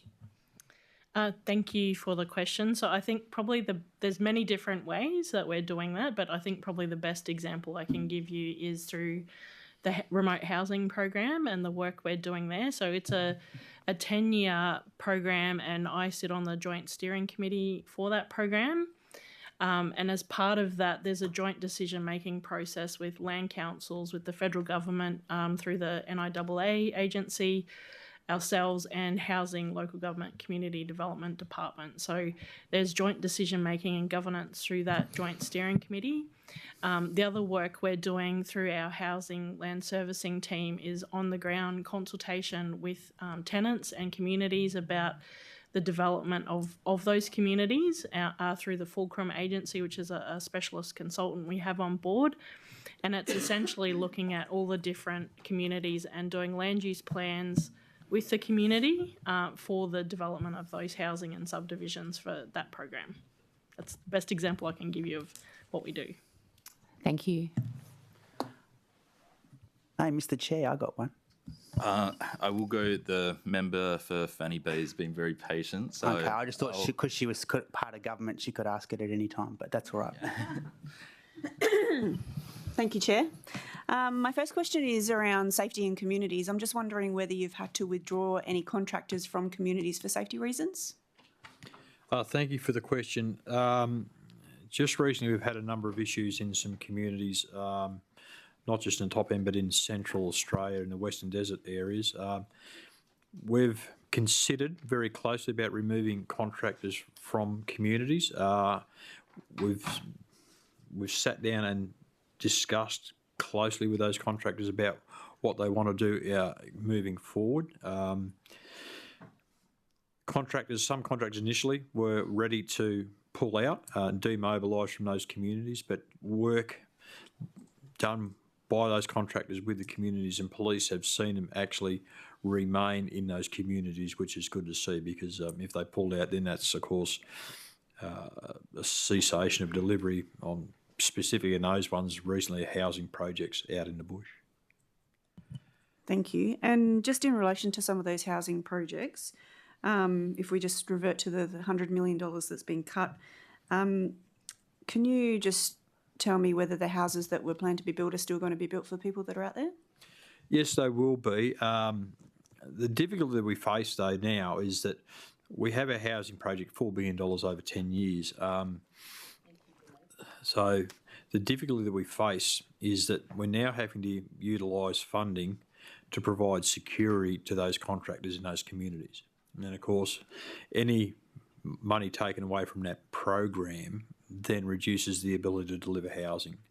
So whilst we're seeing disruption in communities and contractors specifically being targeted, assaulted, one just recently was hit in the neck with an axe, we're having to provide security into those communities to keep those contractors safe. So that's funding that now is being taken away from the housing delivery program. So virtually at the end of the day, the more money that I'm spending on security or the department is spending on security means the less houses, bedrooms that we can deliver as a government. So in the most recent one, we've been working closely with the community. I've been working closely with the member for Malka and the Department of Chief Mins to come up with some solutions for that community so that we can continue to deliver out there. But it's getting to a point now where we're sending contractors out to work in these communities, and we have an obligation as government to a degree to make sure that they've got a safe work environment. If we can't provide a safe work environment, then we're going to get to a point where I can't send contractors, or the department can't send contractors out to those communities, so those communities will miss out on housing. It's certainly not a position that we ever want to get to, but even if we're providing security and we still can't keep those contractors safe, some of those difficult decisions will need to be made at some stage. It's not a decision that we certainly want to make, but I need to make sure that we're providing a safe work environment for people we're sending out into communities to deliver services. Thank you, Minister. I've just got a couple of questions about some specific projects. So the Dundee Beach boat ramp, I know that that's recently been completed. I've got lots of active fisher people in my electorate, people that also have blocks out at Dundee as well. Just wondering, there was also supposed to be a component of that for the car park out at Dundee. Can you just give an update on the status of that, please? Yeah, I'll just pass to Claire, and I've got some other information on that, but I'll ask Claire Brown to provide a little bit of information, please. Hi, Claire Brown, General Manager at Transport and Civil Infrastructure. Thank you for the question. Look, the car park is not actually associated with the boat ramp facility. It is an area of Crown land, and there is a lease arrangement in that. There is an agreement for us to maintain an area immediately adjacent to the boat ramp, and we are working with the lessee and the Department of Lands Planning and Environment in regards to the remaining tenure components with that car park. And just in addition to that, Member for Fanny Bay, I've been talking to the leaseholder of the hotel out there about what the car park looks like. I believe the department had been in negotiations with the actual owner of the property around how we deliver that car park and a turnaround area. I believe those negotiations stalled some time ago. We're trying to restart that to make sure that I said the government has invested heavily into the Dundee boat ramp and the new groin and platform area for people to fish. We want to continue to be able to develop that area in conjunction with the landholder down there so that we can provide appropriate car parking. So it's certainly on our radar. Thank you. And just one last question about the Berrima Road duplication. I know that has been recently removed from the program. Can you just provide a bit of an overview as to why that was cut from the program, given the location and the priority for it? Yeah, thank you, Member for Fanny Bay. Yes, we made that announcement, I believe, about 3 or 4 weeks ago. The extension of, the duplication of Berrima Road between Tiger Brennan and the Stuart Highway had been on project for quite some time, on program. But looking at what was taking place traffic-wise in that area and the impact it was going to have on business and schools in the area, the decision was made to cease that based on feedback we got from the communities and traffic flows. Excuse me. The net benefit from that duplication and the cost of it, I don't think was probably fully realised or the business case fully done and the effects that was going to have on local business. So when we were out talking to local businesses about that duplication and possibly ceasing it, it was overwhelmingly yes. The school was going to be impacted there quite significantly, as the member for Fonglim is aware. A number of businesses were already suffering after the work on the Tiger Brennan overpass had slowed down traffic. A lot of businesses actually rely on passing through traffic, particularly takeaway, and Tomo's Pies was an example. He said he'd suffered significantly and he was getting close to actually thinking about closing, and if the duplication had gone ahead, then he would have been, I think, in real trouble. So the decision was made to cease that project. If the traffic flows increase to a significant level, will we go back and look at it? It's possible, but I don't think we'd see that. I might be able to get some more data from Louise on that. Thanks, Minister.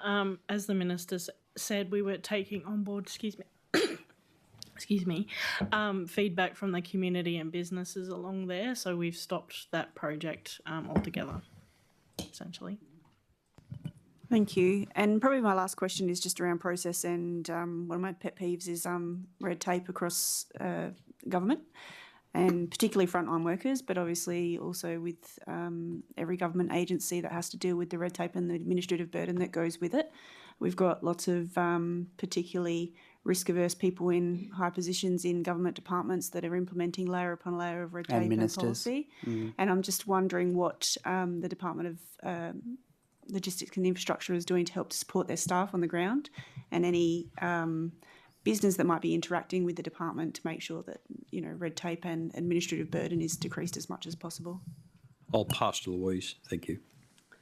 Thank you, Member, for the question. So one of the things Minister's given me as a strategic priority for our department is internal reform, which speaks to, I guess, the doing business with our department.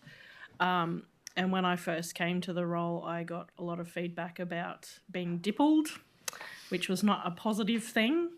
And my executive team and I have been working across the department now to change the face of that to being a good thing, not a bad thing.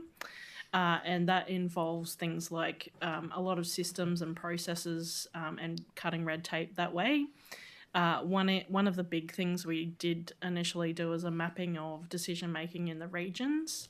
And previously, the way we were structured, a regional person would have had 4 different pathways to make a decision. And putting in the General Manager Regions position has cut that by layers of bureaucracy through our department so that it can go straight to the GM Regions for decision-making on the ground with local knowledge of what they're making decisions about. That's one example. There's a whole plan that we're putting together. We've put 6 different things to the approvals fast track task force, things like moving to NTG pay, which means we've got a quicker way to pay invoices to our contractors and to businesses that we work with. Another one is online permits through our transport civil infrastructure team, where it used to take days for them to get permits for our road network. Now takes an hour, if that. So it's really looking at our systems and where we can cut and automate processes that may have taken a long time before. And just in follow up to what Louise has said, what she probably didn't understated was the work that's being done in MVR to improve processes there. I think everybody has to deal with MVR at some stage, and sometimes your dealings are good and sometimes they may be not so good, and nobody likes waiting in lines. There's a large body of work that has taken place in MVR to improve processes, and there's still a lot of work being done to improve how MVR interacts with the public and streamlines that process as much as possible. So that way we're seeing less people queuing up. We're seeing streamlined interactions, less interactions where we can, and just making MVR easy to do business with. Thank you. I don't have any other questions, but just before I close off, if I don't get the chance to speak again, I just want to say thank you for the work that you do. I've had a lot of interactions over the years with the Department of Infrastructure, particularly across school infrastructure. So thank you for the work that you do. I'll now hand to the member for 𝙍𝙀𝙑𝙀𝙎. How I'll remind the committee that there's to be no further interjections through the afternoon. So please, no hears, no shames, no calling out. Member for 𝙍𝙀𝙀𝙀𝙀. Well, I'm glad you've reminded everyone about that. Thank you. Treasurer, I'm just wanting to ask, the Australian government had committed $40 million to upgrade and seal priority access roads to communities, including Amampa along Amampa Road, Emu Point along Emu Point Access, and Moncada Road along McLaren Creek Access. The project was expected to commence in early 2025 and would be completed by late 2027. Is that money still with the Northern Territory Government, or has that been handed back to the Commonwealth? And will those timelines, if so, still be adhered to? Thank you, Member for 𝙍𝙀𝙀𝙀𝙀, for the question. I'll pass to Claire Brown, Transport and Civil. Thanks, Minister. And thank you, Member for 𝙍𝙀𝙀𝙀𝙀, for the question.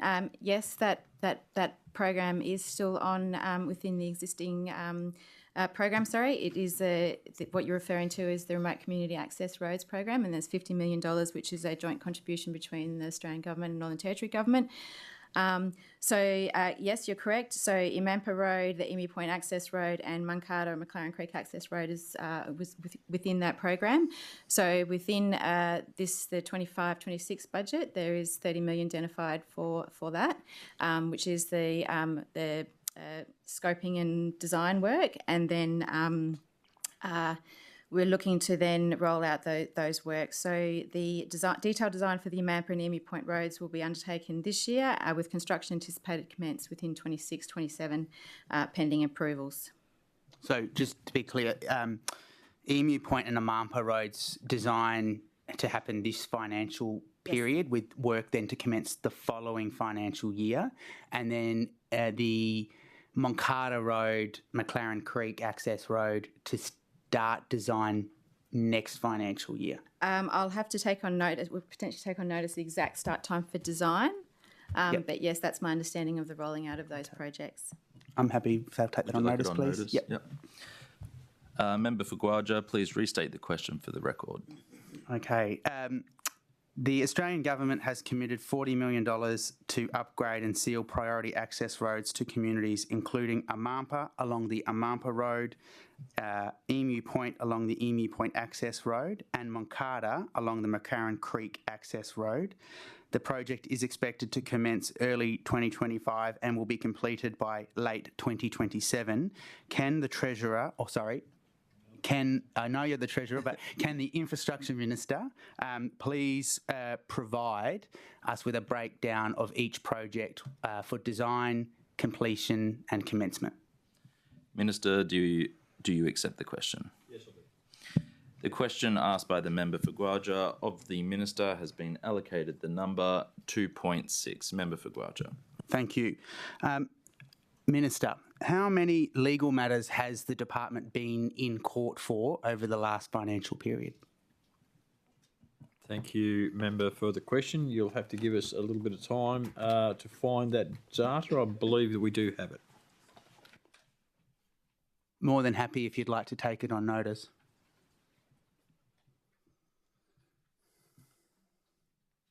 I think, yes, we'll take it on notice, member for 𝙍𝙬𝙍𝙎. Member for 𝙍𝙬𝙍𝙬, please restate the question for the record.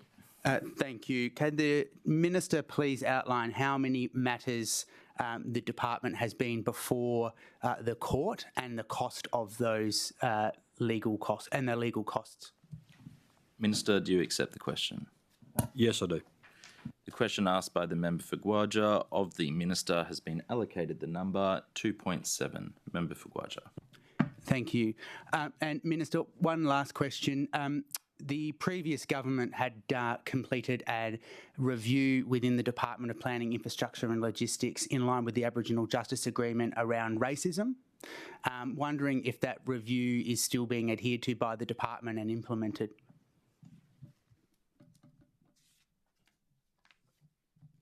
I will pass to Louise McCormick, but I think if there's a report done into racism within a department, I don't think we would certainly abandon that and we would be continuing it, but I'll pass to Louise to give further detail as the CE of the agency. Thanks, Minister, and thank you, member, for the question. Department of Attorney Generals is the lead for the Aboriginal Justice Agreement, but the report was former department. The action plan that came out of that, we have taken the parts relevant to our department and continue to work with those. And we talk with our Aboriginal employee network. We have a team of Aboriginal employees in our department. And I'm actually waiting on them to give me some feedback on what things they'd like to see going forward as well. One of the things they've mentioned to me is having a mentor within the department who can onboard Aboriginal employees and someone that they feel safe to go and talk to about matters relating to those things. So that work is ongoing for us, yes. Thank you. So through the Chair, confirming that from that review, since the department was de-amalgamated, if you would have it that way, the aspects have been adopted by your agency and that plan has been looked at and is currently awaiting consultation with the Aboriginal leadership team within the department. And then you will then, I assume, develop an action plan to make sure you meet those commitments or those actions. Yes, that's correct. Okay, thank you. Mr. Chair, I've just got one question. I note that the Minister referred to the remote housing program, and I know there were some questions that were asked. So I just wanted to ask for an update on the amount of houses, the new builds under the National Partnership Agreement with the federal government for Northern Territory. I think you said about 120-ish. I just wanted to get an exact figure. I understand that the commitment with the Commonwealth per annum is 270 houses per annum for the next 10 years. So I just want to see where we are in terms of the Territory's obligations and are we on track for the remote housing program targets from the Northern Territory? Thank you, Leader of the Opposition, for the question. If you just give me a moment, I will have that detail.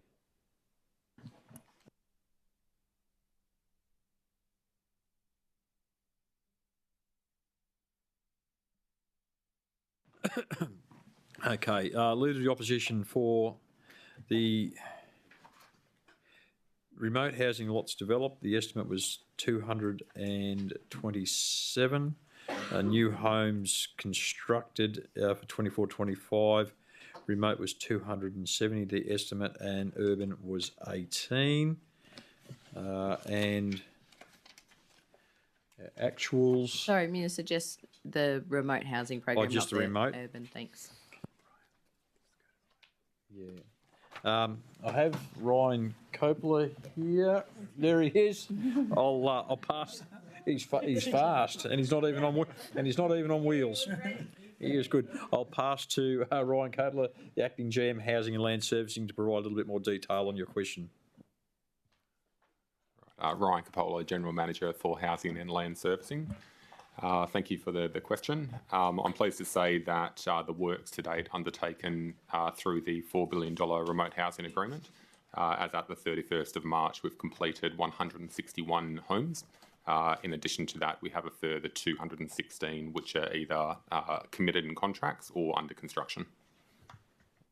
Thank you. And could I ask the Minister, could you take it on notice just to complete the end of financial year on record? I know that there'll be more homes completed by the 30th of June. Would we be able to source that through the Chair on notice so we can get that as a written question by the 14th of July?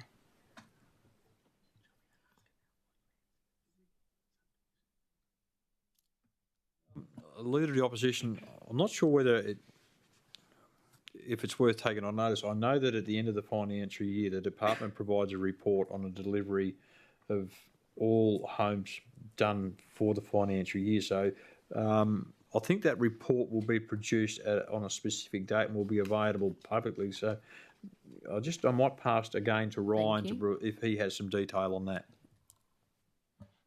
Yes, Ryan Coppola, and thank you again for the question. So just to confirm the Minister's comments, that all housing works through the $4 billion agreement is reported into the Joint Steering Committee. The Joint Steering Committee, I believe, will be meeting in September to be discussing the works to date in the previous quarter, which will also conclude this financial year. It'll be at that JSC where we announce the final completion for the works undertaken in this financial year, and would be providing an update for the works in next financial year as well. Thank you. And just going to confirm, Minister, I know the JSC is, the 7 partners on it. Will that information be made public? And if so, where would that be available? Louise McCormick, Chief Executive Officer. So the JSC normally puts out a communique after each meeting. So the September meeting, there's probably a communique that will talk to number of houses completed in 24-25 and what's due for 25-26. Thank you. Minister, are you sure you don't want to take it on notice? Because we'll get it by the 14th of July rather than having to wait for September, maybe possibly October, whenever the communique is released. Well, I'm not sure as the department is putting those figures together to provide to that committee. So I'm not going to put, I suppose, specific additional work on the department if they're already putting it together, and it'll be reported on through that committee. So that's right. We'll send you a written question. You'll have 30 days to answer. Thank you. I've got one more for you, through the Chair. It'll just be a follow-up. I have a follow-up from the Leader of the Opposition. Minister, and it's probably best answered by Mr. Coppola. It's regarding remote housing. Are locals having an input into the design of the housing we're delivering on the ground? My concern is if with joint funding from Canberra, that designs could be coming down from Canberra and are unsuitable for the NT. So yeah, my question goes to how much input are local Territorians getting in the design of their remote housing? Okay, Ryan Coppola. Thank you for the question in regards to community engagement. So that's a core feature of all of the works that we deliver through the remote housing program, not only related to the construction of new houses, but also land development as well. So whilst we have a number of core designs, so appreciating through the program, we deliver a range of different house types. They could be single bedroom houses, 2, 3, 4, 5 bedroom houses, duplexes, quadplexes. So we have a number of base designs and a variety of those base designs, which we can be going to the community with and undertaking community engagement. So we understand with the community where their needs are for the housing type. We consult with them as to what their preference is for the different housing types, being bedroom sizes, and then of those, from the designs which we do have, what their preference is based on their own considerations and cultural appropriateness. Thank you. I guess, so I understand we're giving a suite of options. Is there any point in the process or future opportunity you think where Territorians could actually have greater influence on the design that's brought to them in the first place? That's very thoughtful. So, Ryan Coppola.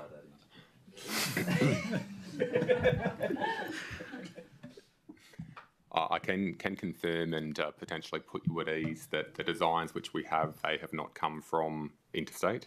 These have been designed and built up through a range of consultation with communities, not only through this program, but through former programs as well. So house designs, it is something which does continue to evolve. If there are times that the community has specific requests, we'll consider those, and where we can, we'll amend the design to include it, being sure, though, that we do stay within the budget constraints of the program. Mr. Chair, I've got some input onto that as well. And out in the electorate that I represent, out in the communities, they're putting forward different designs and different needs and requirements to what is effectively the standard. And I've been speaking to the department about some of those designs, because certain areas want specific things. They don't want the specific. Some communities want the 3-bed, 2-bathroom places that everyone else has, but some communities want something completely different. And it depends on the demographic of the community. So the upside to the housing program is that it can be a little bit more dynamic and take into account different needs of communities and different designs. We've seen designs over the years. I believe out in Western Australia there was a specific design put forward by the community that they absolutely love, but other communities don't like that. So it's about working closely with them. And I agree that the communities need to have a little bit more input into what they want, because some want this, some want something completely different. And it's about how we can be responsive as an agency into what we deliver, but remembering that what we deliver we have to be able to do within a budget. So it's good to see that the department is dynamic on some of those delivery methods. Thank you, Minister. We will break here. It's 3:03. We'll break for 5 minutes to return at 3:08 p.m. Thank you.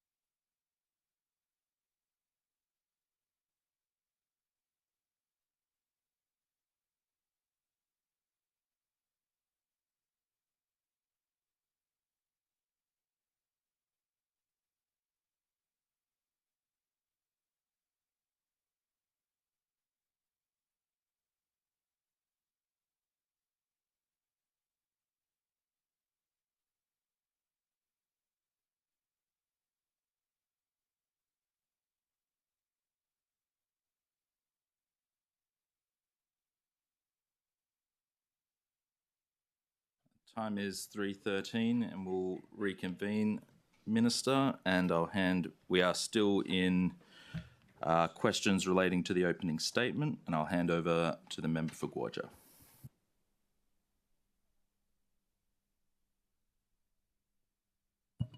No, but you'll have to ask the chair.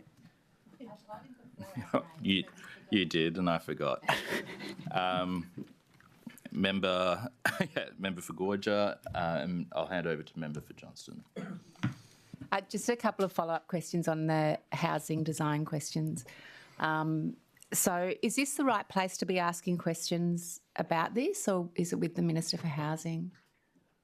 In relation to housing design. The chair asked about housing design, so I'm happy to answer if we can. Yeah, this is on behalf of the member for Mooka also. So in estimates last year, he asked about design and was informed that the expediency of housing was being prioritised over design at that time, but that the 10-year plan would bring new housing design in. Is that still the case? I'll just have a quick answer before I hand down to the department. I remember I asked about this also previously. My understanding of the housing program was that it was to be more involvement with people in the communities involved in the actual construction. And the expediency of delivery through the modular program has somewhat taken communities out of that work process. I know that there is some work afoot to change that. We're seeing more housing constructed on community, involving community members. That's certainly something that I want to see because it provides economic opportunities, employment opportunities, skills development, and of course buy-in from communities on that housing rather than just someone rolling in and setting up a block and then a truck rolling in and dropping a house on it. So I'll pass to the Louise to provide an initial response. Thanks, Minister, and thank you for the question. There's probably a range of different initiatives that we're doing to attack the program. And in 24-25, the 10-year program commenced, so we did have to get through the JSC the first 2 years approved because otherwise we've cut ourselves 2 years off that 10-year program for us to be able to deliver. And some of the housing situations people find themselves in, we've also wanting to address those as quickly as we can. So there has been a fast build, but that won't be the whole program. The remaining parts of the program, we have done an analysis which has gone to JSC about where overcrowding has occurred, and the whole point of the program is to reduce overcrowding. And we've done that community by community essentially, and that's gone to JSC. But the next phase in terms of the design and the question we'd been spoken about is the work on the community land use plans, because they're very interested not only in the design of the house but how the house is orientated on the land and set on the land.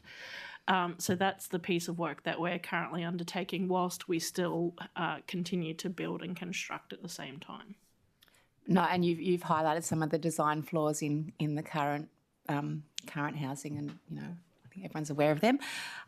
In the Mooka region, when was the last time a housing design consultation happened, and who was invited to consult?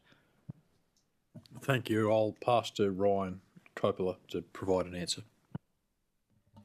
Ryan Coppola.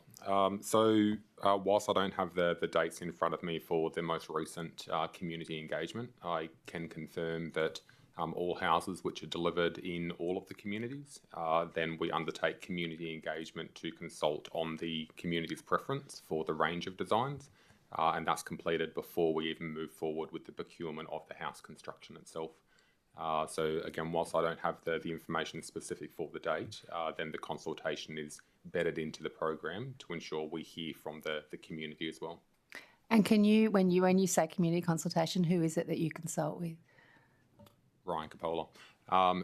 Yourself? No, I don't consult with myself.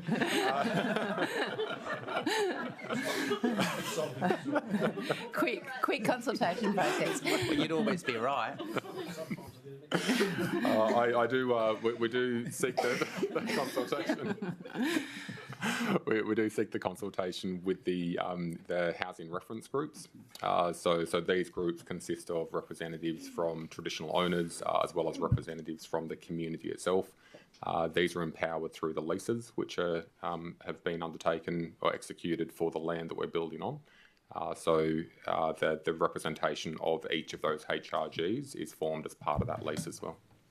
Thank you. And just a note that the housing reference group is not necessarily representative of the whole community, so there's interest in exactly who is involved in that consultation process. So I don't know whether that's something you could provide more detail and maybe take on notice, or That's Edgington. I can ask Minister Edgington. That's fine. Thank you. Thank you. Thank you, Member for 𝙍𝙬𝙑𝙎𝙎. I Member yield. for to 𝙍𝙬𝙎𝙎. Member for 𝙍𝙬𝙎𝙎. Member for Johnston yields. Member for 𝙍𝙬𝙎𝙎. Thank you, Member for Johnson. Minister, just wanting to get some clarification. BP, page 118, BP3, my apologies, just where we talk about the Housing Program Office, the key performance indicators, remote housing lots delivered, the proportion of Aboriginal people employed to deliver housing works and services. There's a target, there's an estimate, and then there's a target for 25-26. Now, I understand that that target was being exceeded and had been 40%. So I'm just ascertaining that why there's been a decrease and not maintaining 40% Indigenous employment or participation. Yeah, thank you, Member for 𝙍𝙬𝙎𝙎, for the question. And that's pretty easy to explain. With the changes of machinery of government and planning coming out of DLI, that's why you see a reduction in that percentage. So it was 40%. That 10% has now gone over to planning and sits with Minister Burgoyne, which changes our percentage within DLI. So just to be clear, that's making the assumption, or am I misunderstanding, that there would be people employed through that planning process who identify as Aboriginal? Well, possibly, and further to my response too, is that R&M for housing, of course, too, has gone across to Minister Edgington's office and come out of DLI as well. But what you're specifically asking, your second part of the question, I'll pass to Louise to be able to provide an answer. Thank you, Minister. Louise McCormick, Chief Executive Officer. So that 30% is the minimum both us and housing have to achieve through the program. And you're right, we are achieving way above that, but that's the minimum set through the agreements that we have to meet, but we want to make sure we're higher than that. I think it's at 46% from memory off the top of my head, but Ryan Coppola can give you the exact figure. Ryan Coppola, excuse me. So former agreements did have quite a high Aboriginal employment target. Operating now underneath the $4 billion agreement, then those employment targets are now being established as part of the Joint Steering Committee. So they haven't been approved at this stage, although very much being discussed. What I can say, though, is in regards to the works, the employment that we have achieved through the capital works, which is retained within the department, collectively looking across the remote housing program, we've achieved employment of 30.9% across all of those works in the remote communities. Right. And what percentage, what is the percentage of businesses who are involved in the construction are Aboriginal? I'll ask Ryan to provide detail on that as well.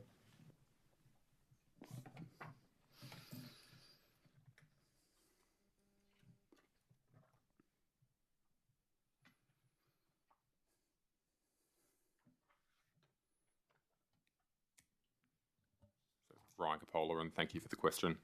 Can I just confirm in regards to the question, are you asking specifically for the Aboriginal business enterprises what portion of the program they have delivered? Yes. Yes, okay. This is really a good news story. So when we've looked at the number of houses which have been constructed as of the 31st of March, being the 161 that we mentioned previously, 52% of those houses have been delivered through Aboriginal business enterprises. If you'd like me to talk also to the land servicing, so subdivisions which have been completed. You did good work, Selena, when you were Minister.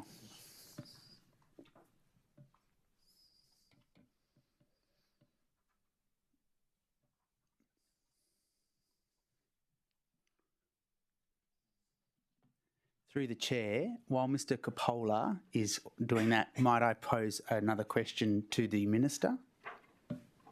Minister, are you happy to take another question at the moment? Member for 𝙍𝙀𝙑𝙬𝙎. Thank you, Mr. Chair.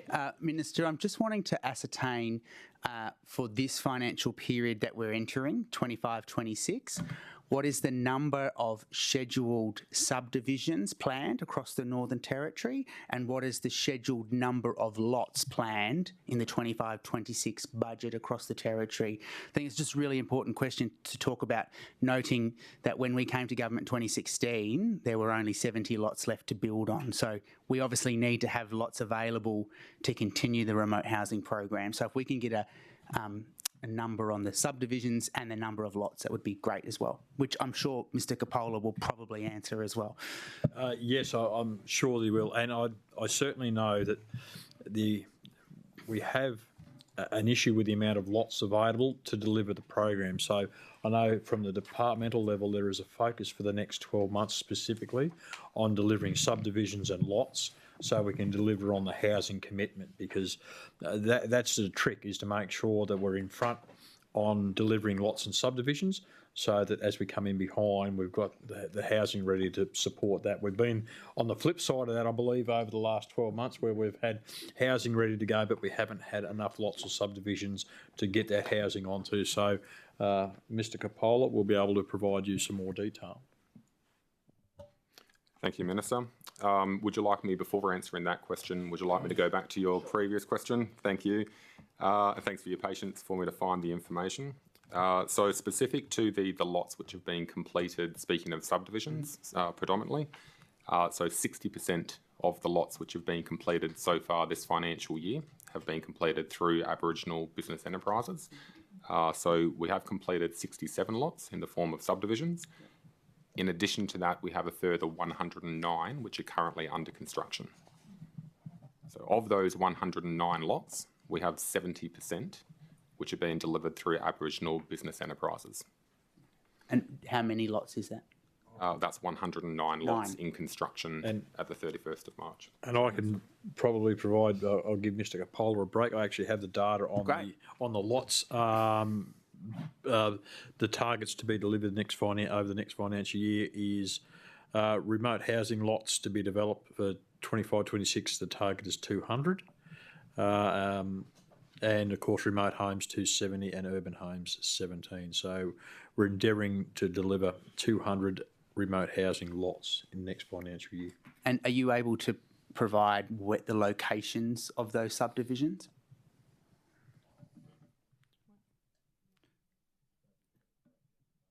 I just want to make sure that they're not all going to be built in the Barclay, that's all.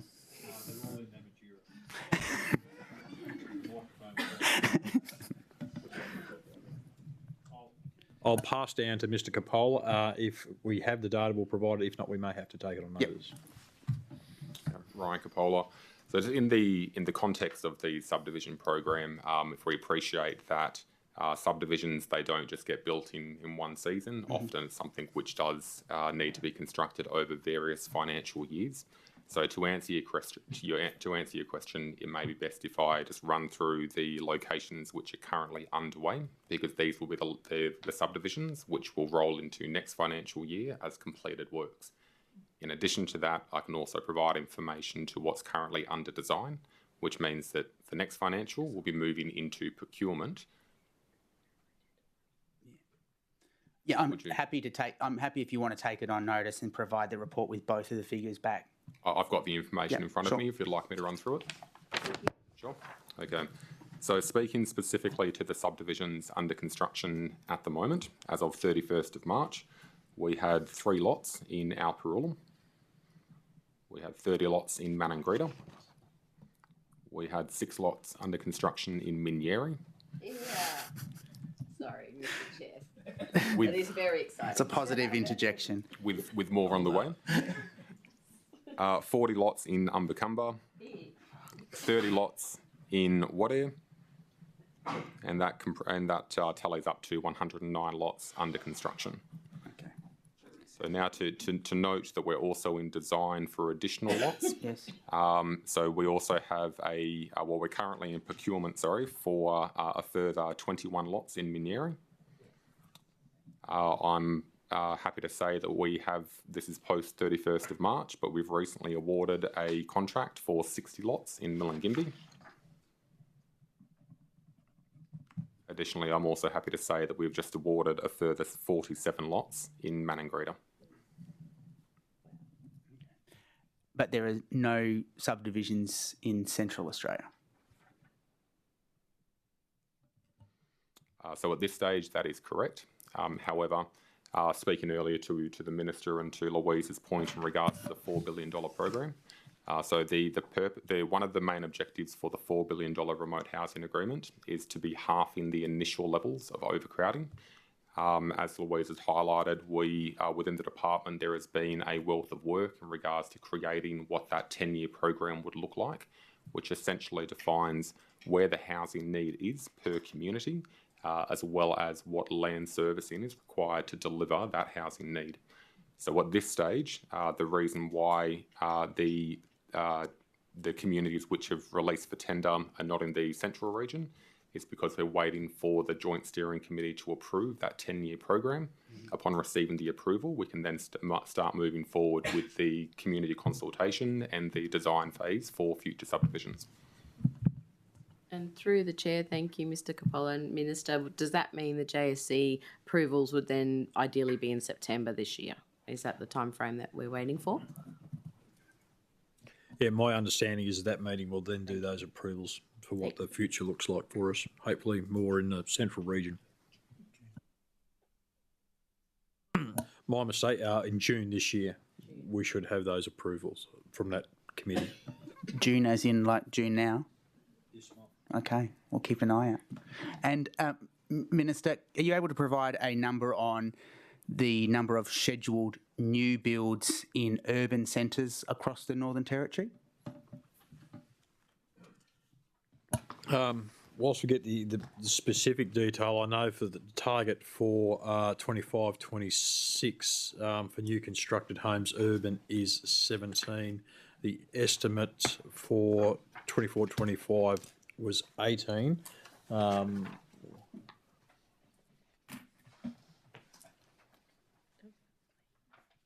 Completed homes. Yep.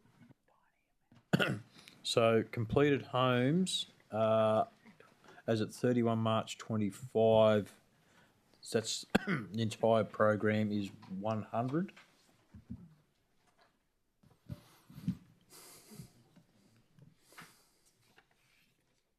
I'll pass down to Mr. Coppola, who has some more detail. Thank you, Minister. So as at 31st of March in regards to the urban public housing, so we have completed 10 new public houses. In addition to that, then we're also undertaking procurement for the Social Housing Accelerator Payment Program. So this is funded through the Australian Government. We're expecting, seeking quotations for 46 new urban public housing. We're going through the assessment for those now with the intention of having those committed in the coming month. And just one last question. If a public housing house in an urban centre burns down and it's demolished and there's a house rebuilt on that site, is that counted as a rebuild or a new build? Yeah, thank you for the question. I don't have a clear answer for you there because typically the phrasing that we use is a replacement or an additional. So replacement being that there was a house that needs to be demolished and then from there a new house to replace it. That doesn't necessarily imply that it's a like-for-like replacement. So the style may change depending on the availability of the land, as opposed to a new lot which didn't previously have a house and there's an additional house which is constructed. This is equally the terminology which is used in the remote housing program. Yep. Finish member. Member for Fong Lim, any questions? No, I yield my time Very well. to the I do just have a brief question. Just I'd like just bringing it to my own electorate. So in Palmerston, the works on Driver Primary School and the upgrade. Is there? Can the department give a timeline as to when we can see works begin, and any update regarding planning for it as well? Thank you, Mr. Chair, for your question. I will succeed to the Deputy CEO, Adam Walding. Thank you, Minister.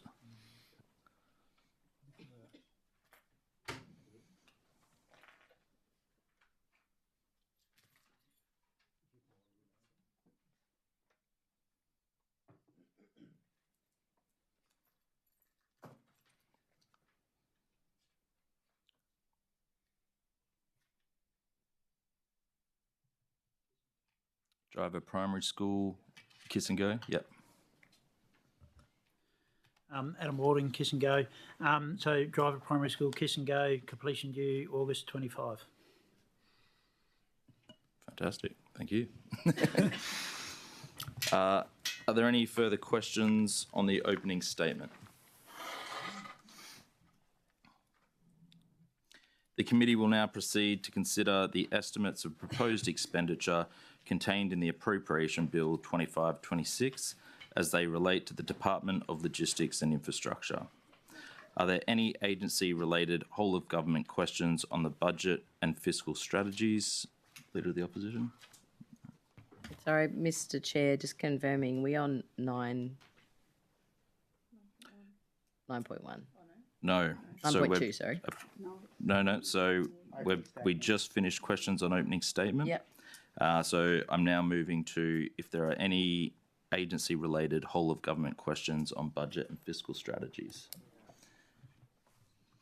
That concludes consideration of agency-related whole-of-government questions on budget and fiscal strategies. The committee will now consider Output Group 9, Infrastructure NT, Output 9.1, Infrastructure NT Policy and Development. Are there any questions? That concludes consideration of Output 9.1. I will now call for questions relating to Output 9.2, Strategic Project Office. Are there any questions? That concludes consideration of Output 9.2 and Output Group 9.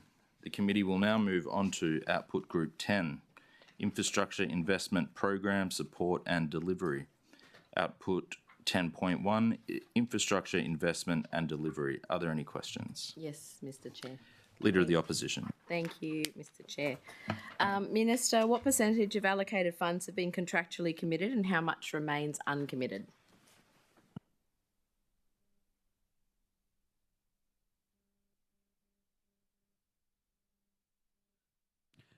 Thank you, Leader of the Opposition. I'll ask Adam Walding, Acting Deputy CEO.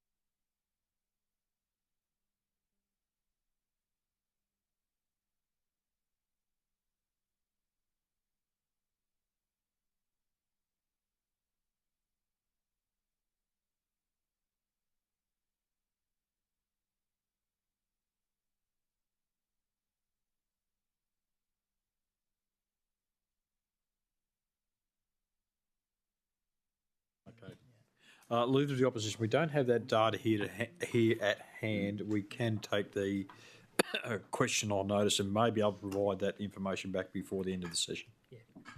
Thank you. Leader of the Opposition, please restate the question for the record. Thank you, Mr. Chair. Minister.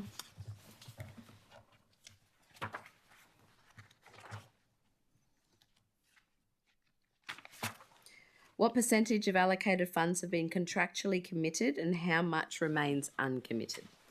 Minister, do you accept the question? Yes, I do. The question asked by the Leader of the Opposition of the Minister has been allocated the number 2.8. Leader of the Opposition. Thank you, Chair. Minister, what estimated number of completed versus delayed projects are currently in the pipeline?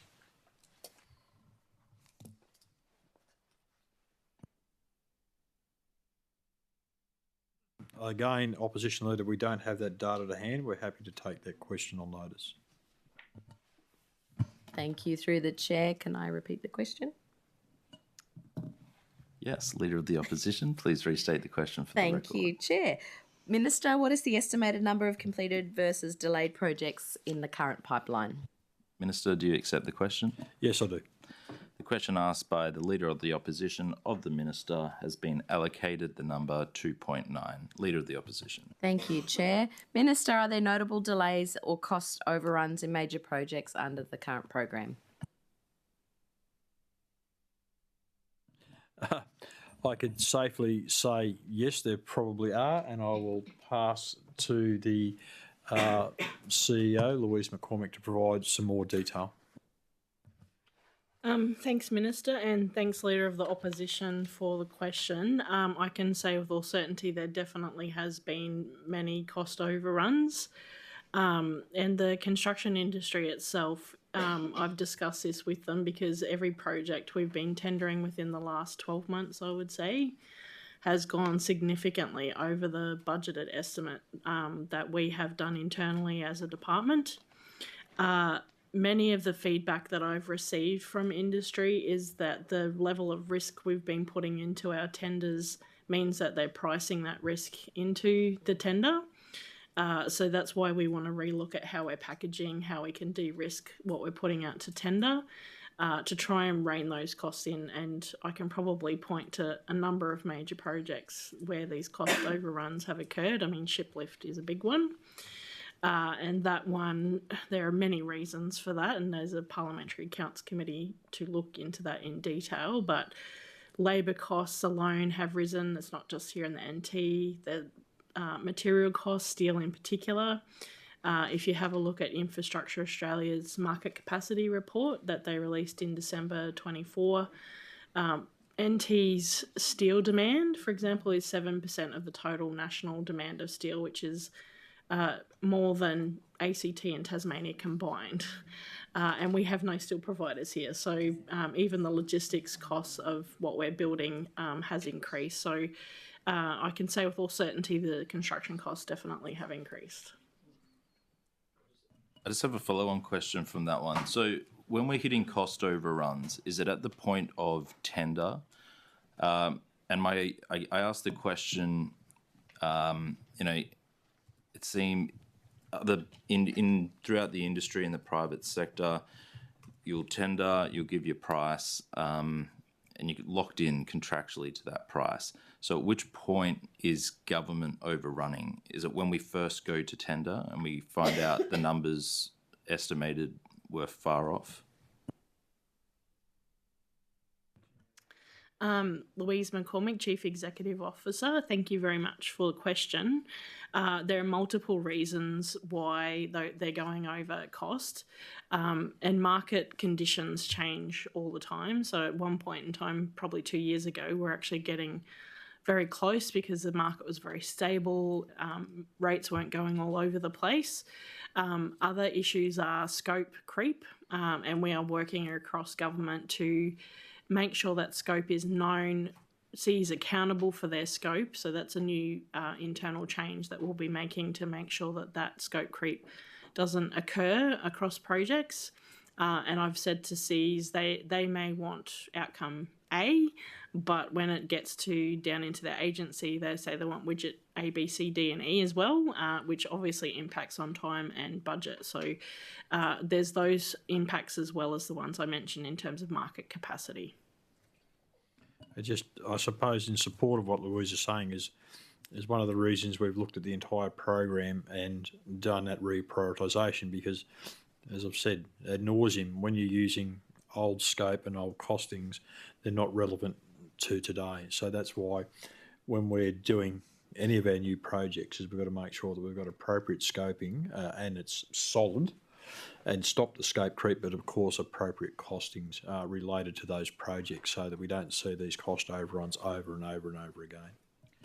And when we accept variations for this scope, scope creep has happened, and then a variation goes out, do we have set in our contracts proof of cost and then an agreed margin for the contractor, for the head contractor? Yep, Louise McCormick, Chief Executive Officer. So in our conditions of contract, there is a standard clause there about variations. If the variation is within 15% of the original schedule of rates, they are to use the same schedule of rates that they tendered at time of tender. If it's beyond that, the tenderer or the contractor at that point has the right to negotiate with the department about that cost and what it costs them. We do obviously ask for evidence of what it's costing them, and being a business, they're entitled to their commercial rates as well, but it's within 15 or over 15. There are different rules apply under that conditions of contract.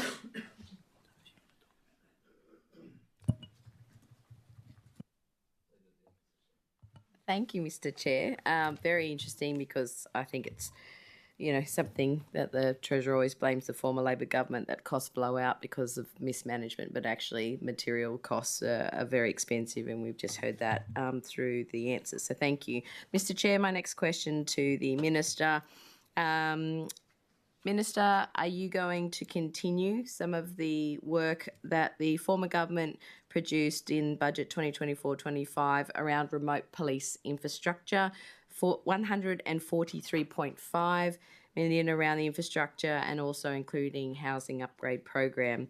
Why is no cash allocated in this financial year, Minister? And what new projects are you actually starting? We know that the Maningrida Police Station was a former Labor government project. Do you have any vision around remote policing and infrastructure? Thank you, Leader of the Opposition. I'll get Louise McCormick to provide some detail. But to the initial part of your question, when we're talking about cost overruns, what I will say is that because we've realised what was taking place, which the previous government didn't with the cost overruns, that's why we're reprioritising the actual program, so we make sure that doesn't happen. It's something that the previous government didn't do, and it's that large piece of work that DLI now as a new agency and me as a minister are doing to make sure that we address this problem rather than just kicking the can down the road and allowing it to continue. But as far as the police infrastructure program goes, I'll pass to Louise McCormick. Thanks, Minister, and thanks, Leader of the Opposition, for the question. Yes, that funding is still there. But going to the point I made before about de-risking the program, Maningrida will be the first one that starts construction. And once we have sign-off of the strategic infrastructure plan with police that we've done for that full program, we will then go and start designing the next phase. And once the design's finished, we'll go into construction. So we had to get a surety on the scope of which police stations and how it fits in with the remote policing operational model. But we started early with Maningrida because we always knew that was one that they needed. So we will start construction first, and cash is against that one, but the rest of the program is yet to be designed fully before we go that far. Minister, following on from the Leader of the Opposition's questions, in the budget there doesn't appear to be the $3.1 million for upgrades to 𝙍𝙀𝙇𝙀𝙍𝙍 School. Will that upgrade still be completed? I believe that if it's in the budget papers and Excuse me. I'm just getting some advice from the agency on that.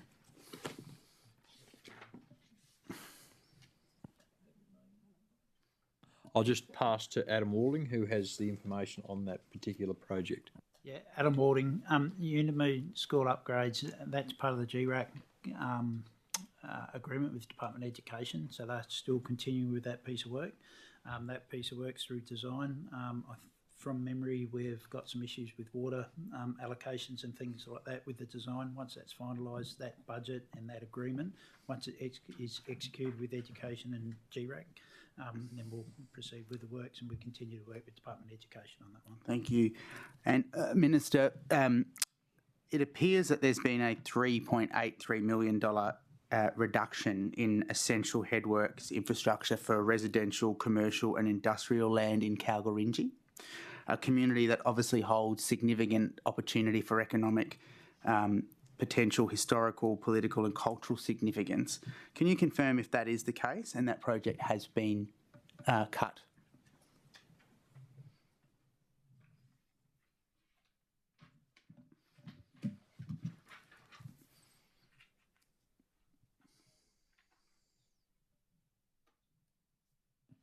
Yeah, thank you for the question, Member Fotis. Yes, I can confirm the 𝙍𝙬𝙑𝙬𝙎 subdivision water tank, has been reprioritised under the DIPL banner. So yes, that has been reprioritised. So just to confirm, Minister, you've just talked about the water tank. Has the overall project been discontinued? Thank you, Member Fotis. That might be something you might want to ask Minister 𝙍𝙀𝙑𝙬𝙬𝙬 about under his outputs with DIPL. But my understanding is yes, that's been the subdivision and water tank have been reprioritised. So I guess you've responded around the water tank, which is an infrastructure-related expense, but you are suggesting that we ask the Minister for Lands, Planning and Environment around the subdivision. That's part the planning of the subdivision. That's part of Minister 𝙍𝙀𝙬𝙬's output. So there's the $3.83 million, to your understanding, is no longer there. It has been a cut or a reduction. Well, there's been a reduction in that program for the water tank.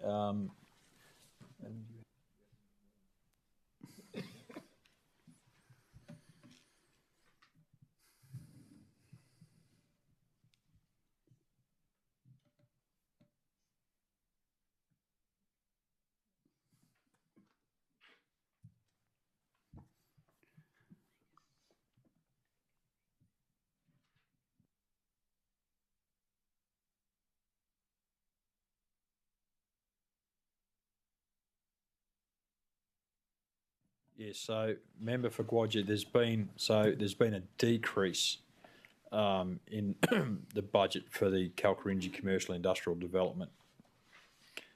So a decrease of $3.637 million. So what's the remaining money for?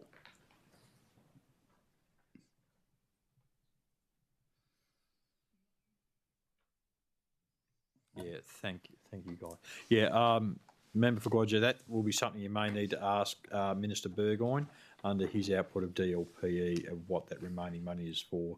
It's not part of DLI's remit. So just to be clear, Minister, we're talking about Wave Hill, where the Wave Hill walk-off started, 𝙍𝙬𝙑𝙬𝙬 was born. We've just had you talking about the need to build more homes and subdivisions, and this is an opportunity for an actual Aboriginal organisation and corporation to work with government to deliver more available land. And in the CLP's first budget, you've cut the opportunity to turn more land over to build on. Well, I said there's been a reduction in that budget for that 𝙍𝙬𝙬𝙬𝙬 commercial industrial development of $3.637 million.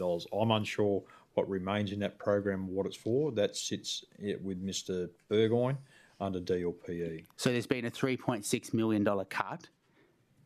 There's been a... And we don't know where the extra... There's been a decrease of 3.63 in that program for the 𝙍𝙬𝙬𝙬𝙬 commercial industrial development. So does it not bother yourself or the department when we are desperately looking for land to build on that we had a number of subdivisions coming online through this project that the government has decided to cut it? This is Minister, Member for 𝙍𝙬𝙍𝙎, if you could rephrase so it's not an opinion, unless, Minister, you're happy to take it. well. I'll happily answer where I can. There's no reduction to, as the member for 𝙍𝙬𝙍𝙎 relates to subdivisions for housing development. This is a 3.63 reduction to the 𝙍𝙬𝙍𝙬𝙍 commercial industrial development.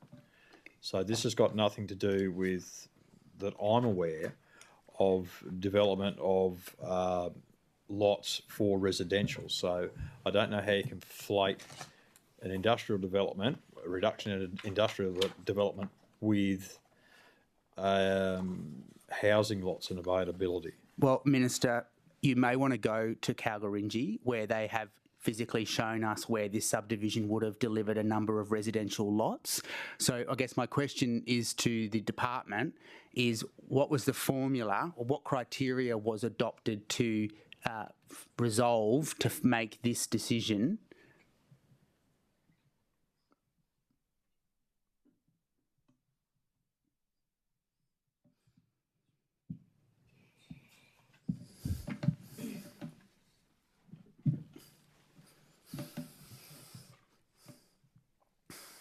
Okay, thank you. Look, Member for 𝙍𝙬𝙍𝙍𝙍, as far as remote housing and delivery of lots, we pay for the headworks to support more housing on those lots.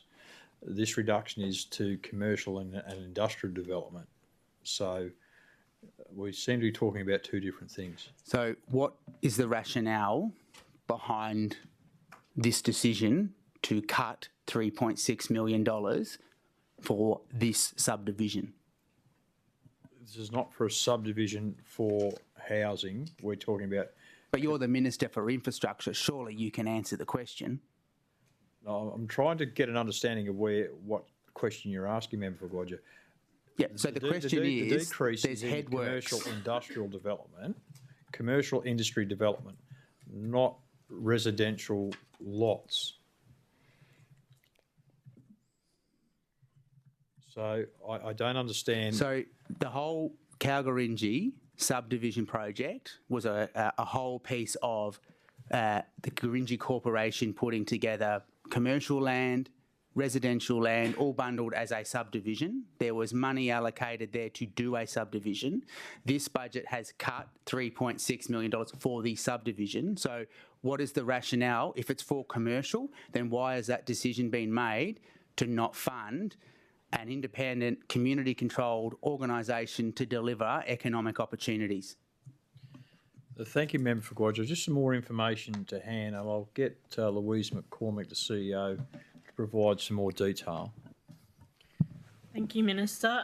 Louise McCormick, Chief Executive Officer. So my understanding is, and this is a DLP output, but it's subject to 𝙍𝙬𝙍𝙍 negotiations. So delivery of that project is some time away because the 𝙍𝙬𝙍𝙍 negotiations are still ongoing.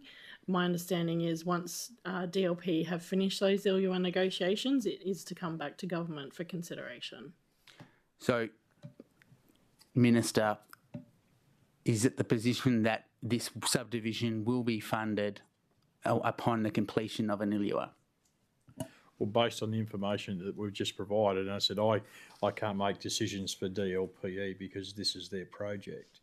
If they're able to reach negotiations on the 𝙍𝙬𝙍𝙍𝙍, then they will come back to government and obviously request to reinstate the $3.637 million that has been removed from the program. So where's the remaining money going that hasn't been cut? That would be something you probably need to ask DLPE under their output, who have management of what that program is. So DLI is responsible for delivering the infrastructure works in association with that program. There's obviously other money in that program to do other things, and I don't know, and I don't have oversight of what DLP are doing with the rest of that funding. Okay. So did the department get advice from the Lands Planning and Environment Department or Aboriginal Affairs about the 𝙍𝙬𝙍𝙍𝙍 being delayed? Louise McCormick, Chief Executive Officer. My understanding is they're ongoing negotiations. I don't know the details behind them. Lands and Planning would have that level of detail. So as the agency puts together your budgets, there must have been some reason why this was decided to be cut and not re-voted.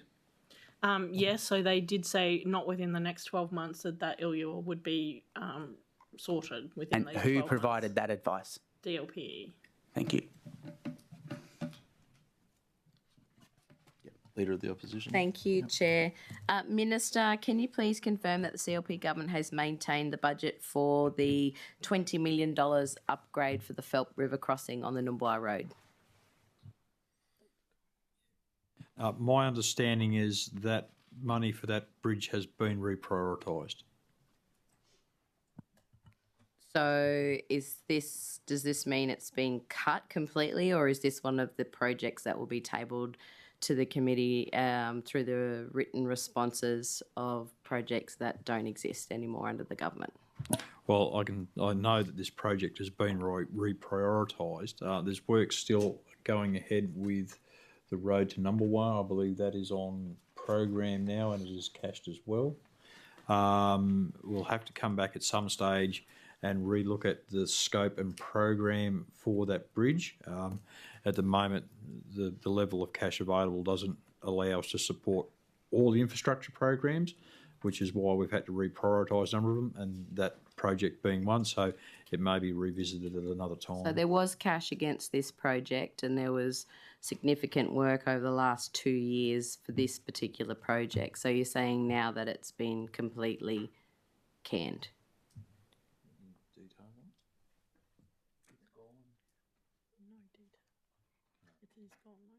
Yeah, I can confirm that as I said, it's been taken off program at this point in time. As I said, when we have cash available, it may come back onto program at a later stage. And Minister, who made this decision? That decision was made as part of the reprioritisation done between myself and the department. And so you don't believe that the access on a road that is isolated for many, many months of the year and the many hundreds of people that travel on a pretty shitty road, to be honest, doesn't deserve the priority of the CLP government? There's work continuing on the sealing of the road to '𝙍𝙀𝙇𝙀𝙍. I believe there's a 30k or 35 kilometre section that is left to do. That's the Nooka Road. There's about 40 kilometres left to seal on the Nooka Road. That's a completely different road, Minister. Mistake.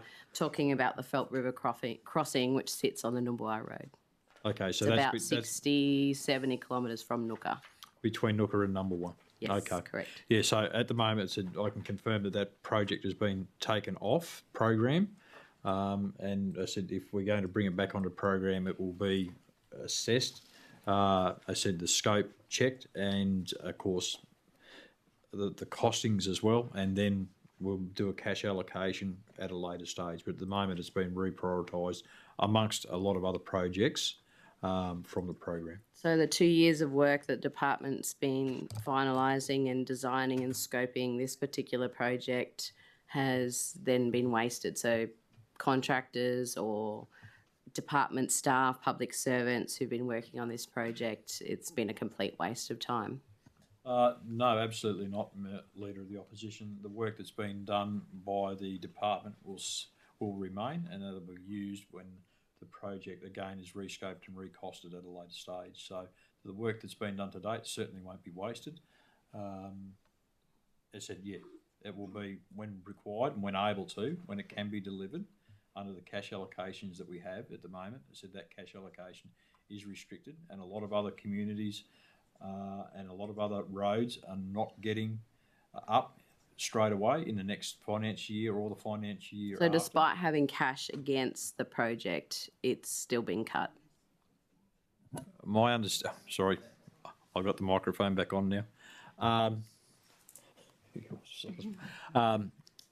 said, I don't think I can say it in any other way. The project has been taken off program at this point in time. we can come back to the program at a later stage when we're in a better position within the budget and able to scope and cost the project properly, and then, if able, we'll allocate cash to it. Minister, will you commit to come out to the Numbulwar community and explain that in person to the people of Numbulwar, that the commitment for the $20 million Phelps River crossing has been canned by your government, and explain that directly to the Numbulwar constituents of the Arnhem electorate? I can't give that commitment, Leader of the Opposition, to be able to make it out to Good fishing Numbulwar. out there, very welcome to take you out. So I would love for you to come out and Leader talk of the to the people of Opposition. Numbulwar and explain why your government has cut Leader a of $20 the million Opposition. project, which is a life-saving infrastructure project, Leader an of the access project, Opposition. critical Leader of the infrastructure for a Opposition. remote I'll community put you on a access warning, road. Leader of the Opposition. Thank you. Do I get know an answer this for that, is- Mr Chair? I know this is very important to you. So I made rulings earlier in the day about fishing. So if we can avoid that, please. Please. I'll even apply for his permit for him if he wants Leader it. of the Opposition. Thank you. We'll let the Minister answer the question. If you have a question, please just pose the question and do not interrupt the Minister. Thank you, Mr Chair. Minister, will you commit to the people of Numbulwar to come out and explain your government's decision to cut a $20 million project, which was committed 2 years ago by the department for the Numbulwar Road to upgrade the Phelps River crossing? As I responded to earlier, Leader of the Opposition, I can't commit to coming out to Numbulwar to talk to the community about that project. If I get out to Numbulwar, I'll be talking to the community about a number of other projects, but I can't commit. There's no money for any other projects, obviously, so why would you bother? Okay, Leader of the Opposition. My question's done, thank you, Mr Chair. Okay, thank you. Minister, I actually do have a question going back to procurement. So I understand we've got a number of inputs in the Northern Territory that go into procurement. For me personally, big ones, cost, capability and experience of any contractor. And then I do see there's good social opportunity, particularly in the NT. We heard with some of the Aboriginal industry and in remote housing and the great capability that builds. I also think it's very similar for vets in defence construction. So where we do have opportunities to improve procurement, one is, and I'd have to ask on behalf of, I think, a lot of people who work in the construction industry, procurement documentation with NTG. I'm keen to hear what you have done and what you plan to do to ensure that's as easy a process as possible down to a sole trader, tradesman who wants to tender for work with the Northern Territory. What are you doing and what will you do more if work hasn't been done yet to actually make that process simpler, especially with documentation? Thank you. And look, this is quite an important question, actually. When we look at the work that the Fast Track Approvals Task Force are doing, they are focused quite heavily on procurement and the difficulties in doing the whole procurement activity. CAL certification comes into this as well, which makes it sometimes very difficult for a sole trader to be able to get that CAL certification as well to start to tender on government projects. So the department are doing a large piece of work around procurement and how we complete tender documents. This is in the really early stages, and we've been discussing this over the past 2 to 3 weeks, but it's actually quite exciting because the feedback that we've gotten from industry is that the tender documents and all the associated documents that go with it are really quite difficult and really quite time consuming, and can take contractors or looking to fill out tender documents days to fill this stuff out. So we're trying to make it easier for people who are tendering for government contracts. I can't specifically speak to the CAL certification because that's a different piece, but I'll hand over to Louise and she'll be able to explain the work that the department is doing currently on our tender documentation to make it easier for people who are tendering for government contracts. Thanks, Minister, and thank you, Member, for your question. This is going to be an ongoing thing for us about improving our procurement parts of our department. Procurement policy is actually led by Department of Trade, Business and Innovation, so I've been working quite closely with Hayley Richards, the head of that department, and Minister Cahill, who leads that area. But our department does quite a significant amount of procurement on behalf of government, so we've got a vested interest in those reforms. But some of the early things that we've already implemented, I will get Adam to talk to in a second. But so two big things that I have been discussing with industry in terms of tendering and making it easier is the online system that we currently have is quite cumbersome. And every time a business has to do a tender, they have to fill out all of their business details, their capability statements, every single time they tender. So I'm working with Department of Trade, Business and Asian Relations, as well as our Corporate and Digital Development Department, to look at whether we can have an online tendering system where businesses are able to actually tick that they're that business, and then it pre-populates and automatically fills out a lot of that repetitive stuff that could be automatically done. So re-looking at the systems with a fresh set of eyes, I guess, is a big part of what we want to do. In terms of the quality of our documentation too, there are two big things. One we've already started implementing is third-party review of design documentation. We have found in the past, particularly, dare I say it, architects' drawings are not matching the engineering drawings or the mechanical drawings or the electrical drawings.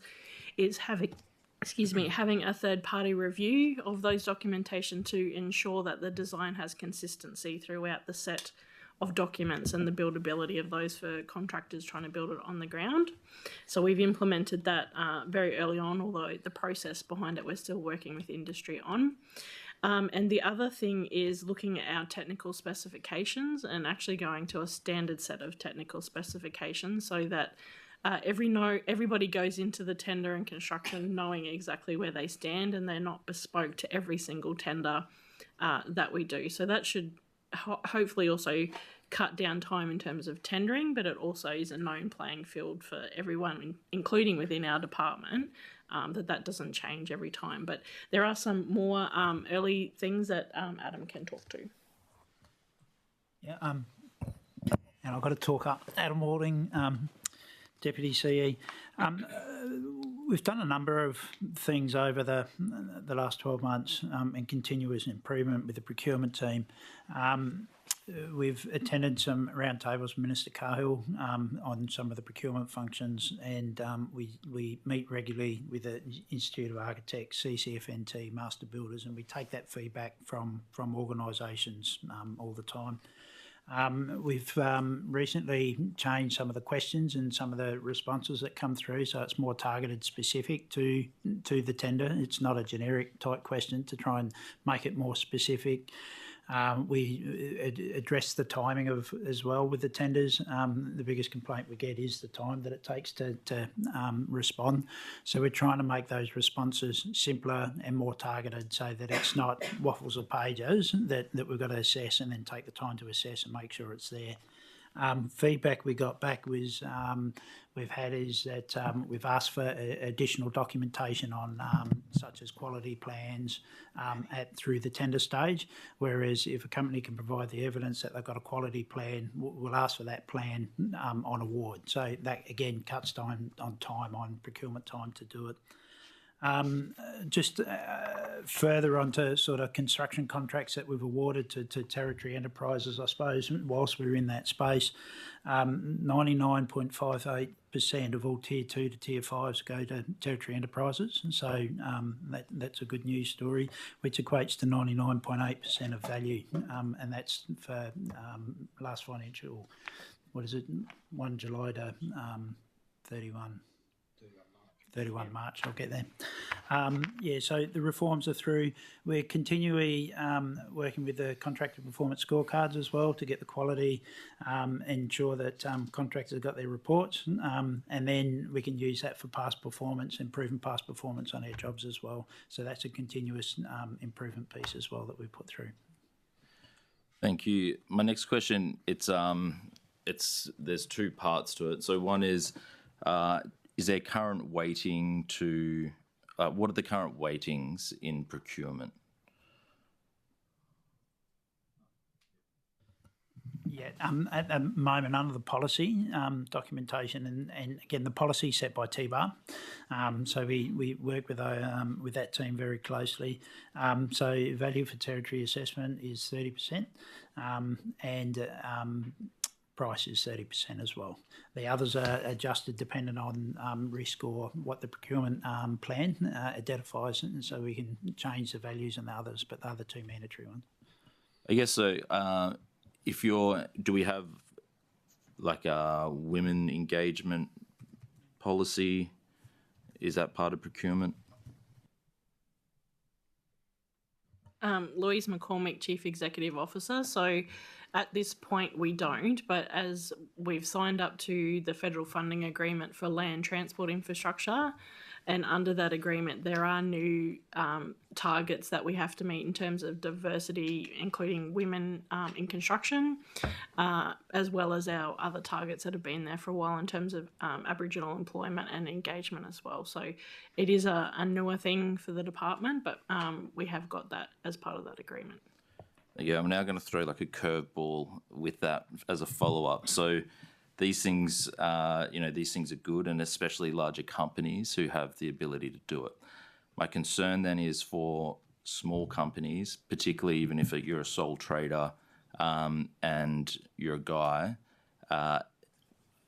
when we introduce these things that larger companies can do and even medium-sized companies can do, but if you're a sole trader and you're a guy, then meeting those criteria can be impossible. So will that be factored in? I think there has to be some common sense when applying the parameters set out under this new federal agreement. I think I could safely say, and I know that Louise probably has more idea on this than I have, but if you are a small business of two people, it would be very hard to say you have to have a 50-50 split. That would just cut people out, or even if you're a small business of 10 people, they put a percentage on it. But I think Louise has a little bit more information.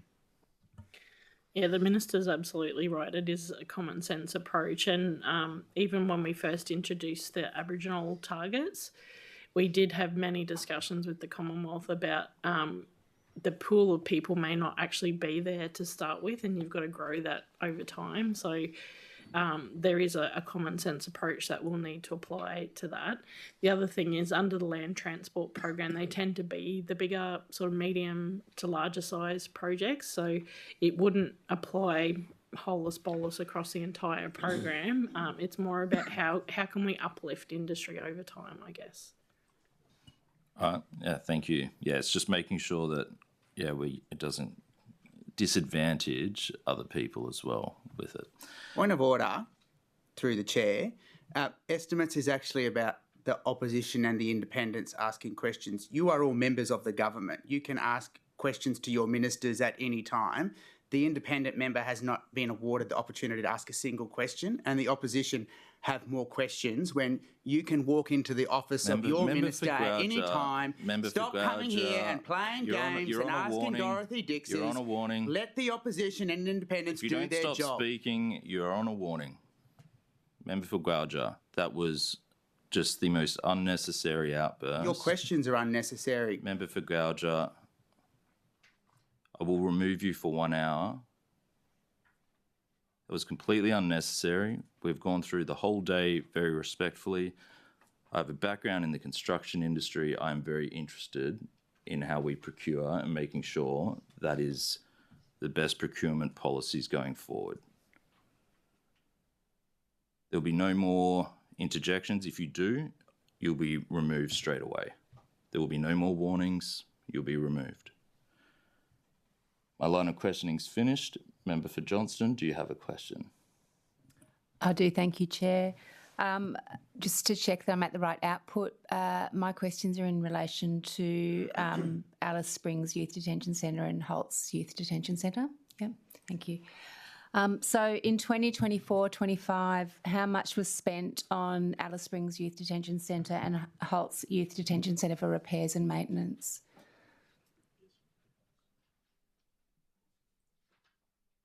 Thank you for the question, Member for Johnson. I'll pass to Adam Walding, who has that specific detail on R&M.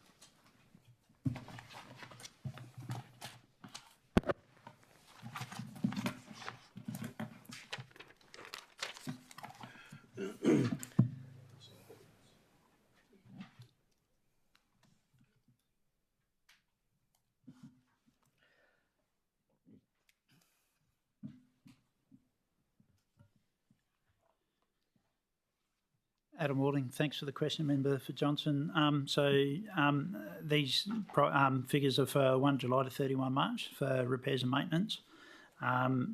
Total repairs and maintenance expenditure I can break down further if you like, but for Darwin, Holt's Youth Detention Centre is $153,635. And that's mainly unforeseen maintenance, as the cyclical and the specific maintenance is still under contract, under defects, so that's part of the contract that they're doing at the moment. Alice Springs Youth Detention Centre. Sorry, Ms Donning, I missed that. That's mainly due to... That's because it's still under the maintenance, the specific, like the fire panel maintenance and that type of stuff. It's still under the defects period, so the contractor is still responsible for those. Alice Springs Youth Detention Centre, a total of $552,273. And Darwin Dondale Youth Detention Centre, before they moved out, was $513,325. Thank you. And how much has been spent at Holt's Youth Detention Centre from the damage caused in the November incident where numerous rooms were damaged? Member for Johnson, I won't have that figure here because there'll be multiple parts of that we'll have to pull together. The media figure was $200,000, which was in the public space frequently. Is that something you're happy to take on notice? Yeah, I think we're happy to take that on notice, and I don't think the figure in the media was accurate. I think the figure is far higher than that. Thank you. Chair, question on notice. Member for Johnston, please restate the question for the record. How much has been spent at Holt's Youth Detention Centre from the damage caused in the November incident where numerous rooms were damaged? Minister, do you accept the question? Yes, I do. The question asked by the member for Johnston of the Minister has been allocated the number 2.10. Thank you. Have all the rooms been restored and back in use?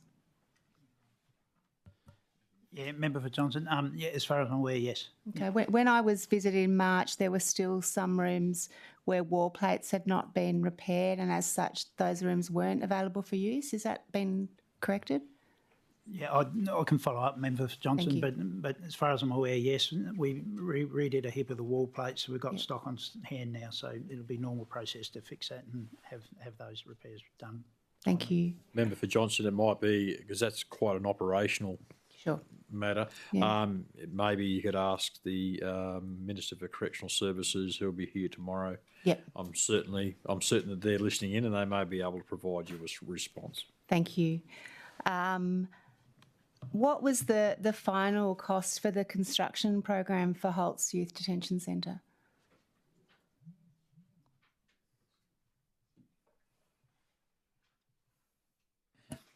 Thank you, Member Johnson, for the question. Well, I will just grab the information, but I do know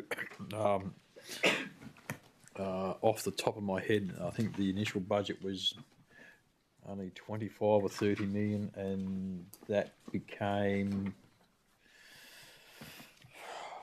over $80 million, if memory serves me correct.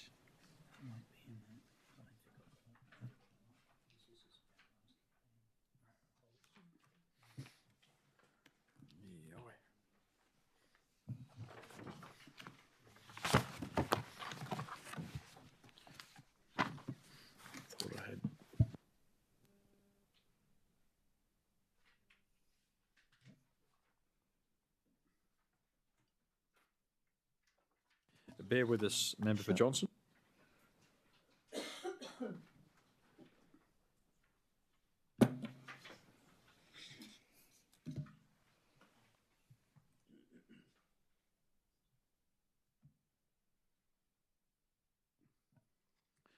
Member for Johnson, so that the total project authorisation for the Darwin Youth Detention Facility was $135,203,000. So that was a project authorisation.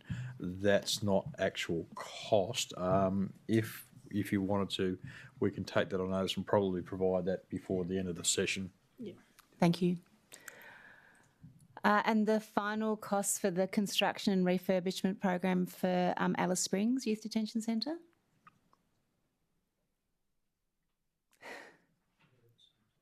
Yep, great. We'll get that at the same time. So if you'd like to put those questions on notice, Member for Johnson, so they're on the record. Great, okay, and so... we'll hopefully be able to get you those by the end of the day. Thank you.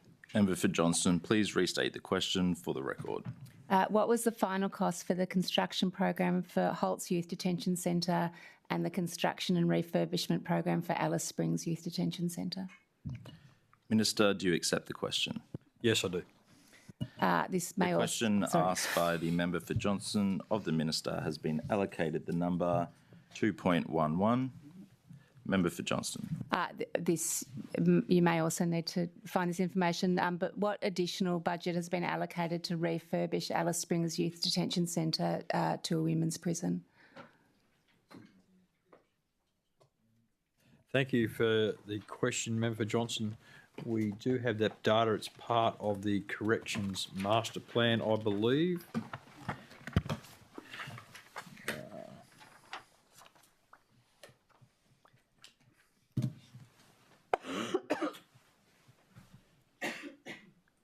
So, Member for Johnston, the allocation for that project, Alice Springs Women's Paper Bark and ASYDC, is $9.4 million.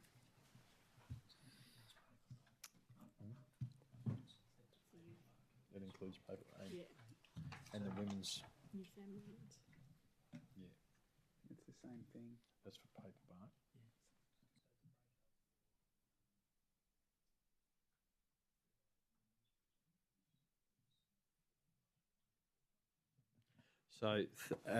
So the breakdown of that 9.4 million, Member for Johnson, is for the women's facility is $4.4 million.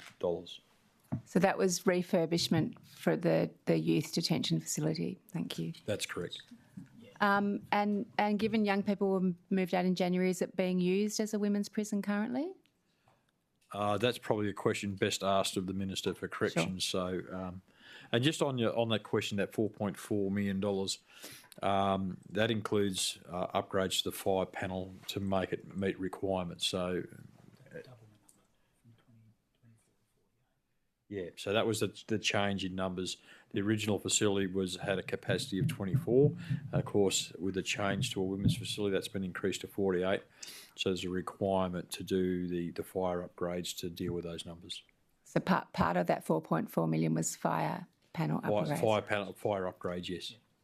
Thank you. I suppose anecdotally, the minute you touch a piece of infrastructure, it seems, and you change what it might be for, there's generally, particularly on government infrastructure, there's requirements to meet the new fire regulations, which have changed over time. Sure. So that does incur significant costs on just about anything we do these days.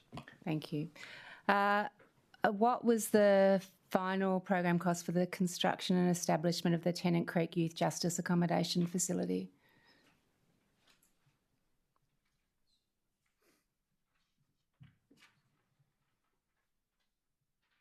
Bear with us, Member for Johnson. We have that at hand.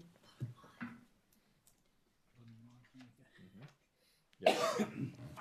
So the total costs are for the Tennant Creek Youth Justice Camp. So the total project authorisation was $7.38 million. And that was the final cost, Member for Johnson.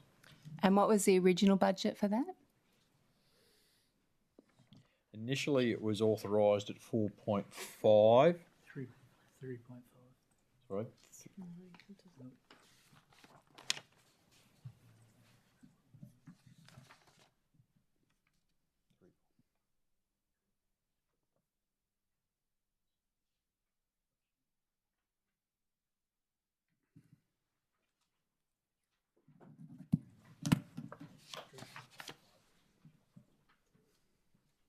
So, member for Johnson, the original estimate for that project was $3.55 million.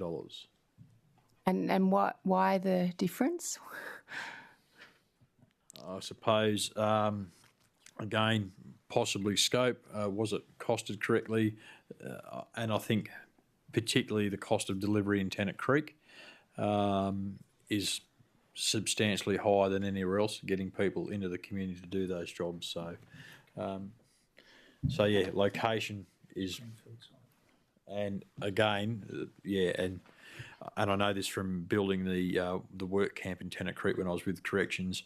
This is a greenfield site, so it required all those infrastructure, underground infrastructure, to the place, water, sewerage. At least power went past, which was overhead, which wasn't quite so much of a cost, but it was significantly expensive to deliver on that site. Thank you. No further questions on that. Thank you. Are there any further questions on output 10.1? Lots. Member for 𝙍𝙬𝙍𝙎. Thank you, Mr. Chair. Treasurer, not Treasurer, same person but different. Minister, wanting to ask some questions around the Kaylin compound. It appears that there's been a reduction of $3 million from a project to establish a commemorative space at the site of the Kaylin compound for the Kaylin Aboriginal compound. Can you confirm if that is the case? Yeah, thank you. And I met with representatives of the Kaylin compound a number of months ago. This project will go ahead, but it's not going to go ahead in the next financial year. And I spoke to the members of that group about that program. So that has been pushed out into the forward years. My understanding is the program will continue. There was a project allocation for that, a cash allocation for that project. The group came back with some additions and wanting more things, which then changed what that scope of the program was. We can't, effectively the budget is the budget. Sure. I can't accommodate the scope changes that the group wanted. So the initial scope will stand. And as I said, we'll be actioning that project, I believe. I'm not sure, it won't be in this next financial year, but when I spoke to that group, I was looking at 26, 27, maybe 27, 28. But you can confirm it will happen? Yes, I can. Great, okay. And Minister, are you able to confirm how many projects in this budget have been redirected from the electorate of Namatjira? Happy if you want to take it on notice. Well, I can safely say I don't think there were any scheduled projects in my electorate.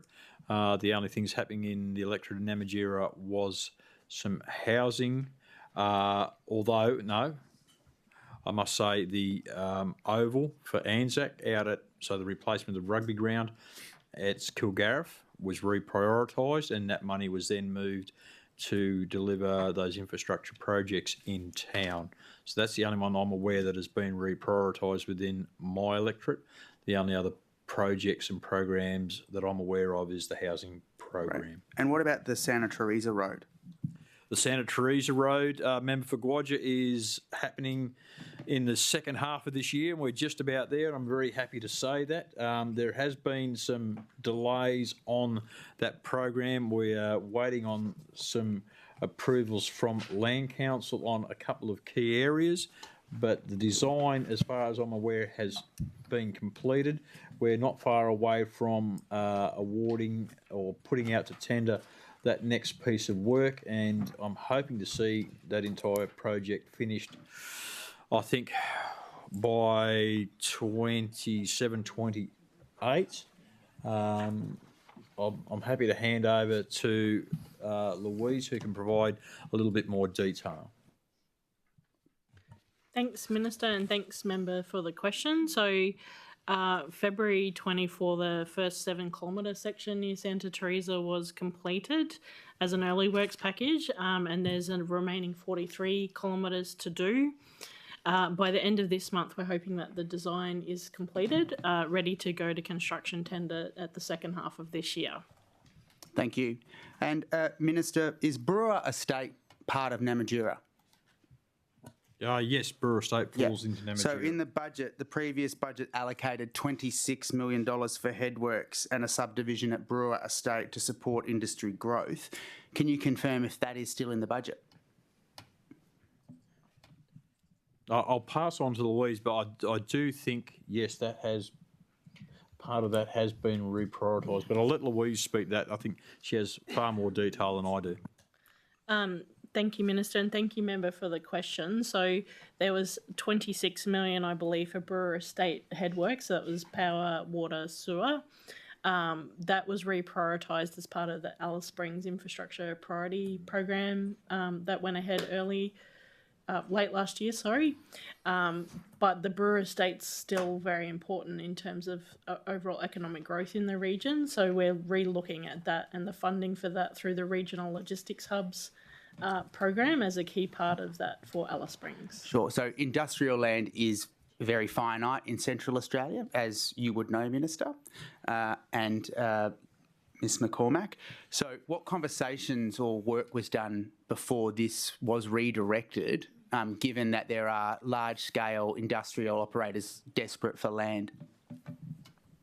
Yeah, thank you, Member 𝙍𝙀𝙇𝙬𝙎𝙎, for the question. And as Louise has spoken about, we're working now with the Commonwealth to utilise some of that funding on those regional logistics hubs to progress that. And I certainly understand that industrial land in Central Australia is important. We've been speaking with different proponents around what Central Australia is going to look like as far as industrial land goes, but we believe that we'll be able to deliver those works utilising the infrastructure component of those regional logistics hubs from the Commonwealth. So can I just confirm the $26 million in its entirety has been redirected or cut? Yes. Yes, that's correct. That's correct. And the logistics hubs you're suggesting is a conversation around what you can leverage out of that for additional commercial or industrial land? No, there is funding available from the Commonwealth for these regional logistics hubs. I believe it's $440 million is available for the regional logistics hubs, those being Katherine, Tennant Creek and Central Australia.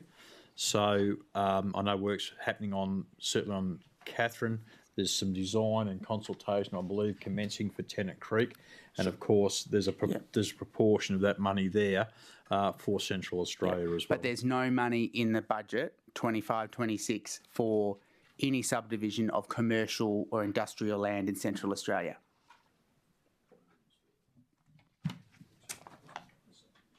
So just to clarify, Member for 𝙍𝙀𝙇𝙬𝙎, that money was for headworks, not to create a subdivision. So it was water, sewer, power's already there. Which you need to have a subdivision. So that work being removed will prolong an industrial subdivision release, yes? Yes, it would. Yep. The committee will now break for 5 minutes. Time now is 4:38. We'll reconvene at 4:43. We now reconvene, and I'll hand over to Member for Johnston. I think. I think my questions actually come under transport. So if can I try them and see whether they can fit here? No. Okay. Yeah. I'll pause. Yeah. Member for Arafura. Thank you, Mr. Chair. Treasurer, Treasurer, how can you justify cutting $20 million from the new health centre and morgue in Gunbalanya, a remote community that desperately needs modern facilities and basic health infrastructure.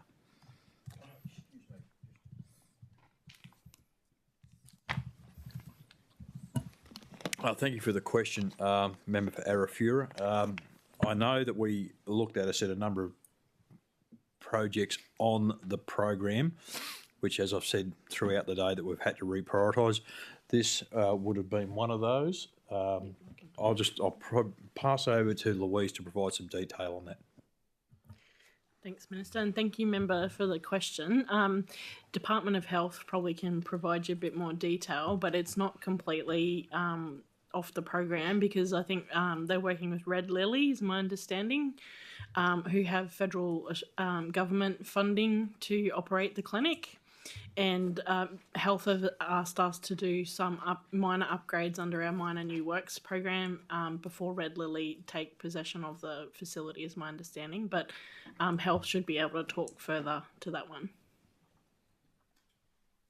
Thank you. Has there been any assessment from your government with the link between funding cuts in specialised remote services and the rising homelessness, alcohol misuse, and antisocial behaviour in urban centres like Darwin, Catherine, and Alice? Thank you for the question. Are we talking about other services or housing in respect to the premise of your question? Just like housing, jobs, availability, specialised clinic access, specialised services, that sort of stuff, like holistically. Yeah, thank you. Look, I know that we've spoken about the housing program and its continuation, and that's currently focused on. There was an assessment I know done of communities, and there's a formula that's used to work out a percentage of of overcrowding, and that's why we see that program being rolled out in those communities here in the top end, because at the moment their need is the highest, and they'll slowly work down through other areas. So the housing program continues. As far as the other parts of the program, we're still delivering. The cash for this year's program is over $1.2 billion on program delivery, and that's part of effectively the previous government's program stuff that was in train that we have to do, and a lot of that is happening in the regions. So I know particularly in the top end, there's the Carpentaria Highway. There's still that program going on the Central Arnhem Road. There's a number of smaller works underway for smaller roads around the place, and the funding is still there for NTG assets within the regions. And I suppose that extra $20 million that we've put into R&M also feeds into the ability to provide works out in those regions and to make sure that we're maintaining those assets so that we can actually provide those services out into the regions. And as I said this morning, there was all these funding cliffs and unfunded liabilities going forward that have required us to fund as well, and that's for services out into the regions too, whether they be in health, mental health, aged care, family, domestic sexual violence is a key one. So that stuff has been funded and is now funded ongoing and is in the budget papers. So we are delivering those, making sure that we're delivering those services out into the bush, but we've got to be realistic about what we can deliver and how we deliver it based on the cash that we have. So if priorities had been different a number of years ago, rather than i.e. spending money on galleries here or something else somewhere else, that money could have been then invested into some of those infrastructure projects out in the bush or some of those roads. So that's what we're doing as a government now, is making sure that we're very, very clear on the priorities and where the need is for Territorians, whether they be urban or in the bush, to make sure that the infrastructure program that we're delivering gives us best bang for buck and services everybody and make sure that we deliver for everyone across the territory. So just thank you, Minister. just to follow up on that one, so have you received, has the Treasurer received any advice from the police, health or justice agencies on the long-term social and economic cost of underinvesting in remote communities? And if so, would the government be able to, table it? I think, I suppose I'll start with police and the police infrastructure plan. Said as infrastructure minister and the infrastructure department have worked closely with police to make sure that the program we're delivering suits the police and I suppose suits the bush, and that's why police have said they didn't want to pursue Papadakis, but McNamara was a key for them as a deliverable, and Papadakis was probably a little bit further down the list, which is why on discussion with police, that was taken off program, and McNamara was progressed, and the same goes for housing for police and everything else. The second part is health. So again, the health minister speaks with me and of course speaks with the department of what are the needs, and specifically the CEOs of health speak with the agency about what are the needs out in the bush. And again, it's about prioritisation. We can't deliver everything at once. There has to be some constraints on the budget, otherwise we find ourselves in a very, very bad financial position. So we're progressing Borroloola. There are other maintenance projects I know out at Nhulunbuy. There's a substantial investment going into the hospital at 𝙍𝙬𝙑𝙬𝙍 to make sure, again, it's 5-panel stuff, again, the bane of our life. And some upgrades at 𝙍𝙬𝙑𝙬𝙍. So, and that the 𝙍𝙬𝙑 hospital is, I suppose, a hub to that region. Whilst it would be lovely, and I have a bush electorate, I would love to see more investment in my communities in health and everything else. But again, I understand that there is a budget position and there is only so much cash available. So we need to deliver what's on scope now, and then we can sort of look at what we're doing into the future to make sure that we're delivering in the bush. So that's that health component. So the CEs of these various departments work closely with DLI because their agency projects, we just deliver on behalf of the agency. So that collaboration, I think, is quite strong and is key to delivering those projects. Thank you, Minister. So my questions are around my electorate. Just in regards to the cyclone shelter in McNamara, the cuts for that, is there any update or any rationale around that? Cyclone shelters are certainly a key, and I'm aware of this, but there's a priority list on the cyclone shelters, and I'll pass across to Louise to provide some detail on that, but I know there is work progressing on McNamara, but as I said, there's a priority list as to cyclone shelters, and I'll let Louise speak to that. Thanks, Minister, and thank you, Member, for the question. The funding hasn't been cut. There is a commitment by the Australian Government to co-fund the cyclone shelters, and Department of Chief Minister and Cabinet had done a prioritisation list of cyclone shelters, and we are working with them on that. The 3 that are under design and consultation right now is one in Nhulunbuy, another in McNamara and Mullumbimby are the 3 that we've been working closely on recently, and there's Australian Government funding for those through the Disaster Resilience Grant Program. We're working though on which one we can deliver quickly as the first shelter out of those 3 communities. Yeah. Do we have a, thank you, Louise, do we have a timeline on any of that, or? I might have to pass to Adam Walding on timelines for that. We'll go through the design process. We need to work out which one's the priority to do first. Okay. Construction. Sorry, just on that, we haven't, I think site selection is the first part of what we need to do. So we still have design to go through for those cyclone shelters before we can actually construct. Yeah. Thank you. Thank you, Minister. So Jabiru, Treasurer, your government's first budget ripped $50 million from the infrastructure investment intended to reposition Jabiru as a tourism and regional services hub. Commitment made in partnership with traditional owners, the Commonwealth, and the local community. This project wasn't about roads and building, it was about transforming a post-mining future of the entire region. How do you justify pulling the funds from the community that's already made sacrifices and commitments to transition to their local economy? Thank you, Member Farrer, for your question. That funding doesn't sit specifically with the DLI output. This sits with the Department of Local Government. So that's probably a question for Minister Edgington under that output. He'll be able to answer that. It's not specifically an infrastructure line.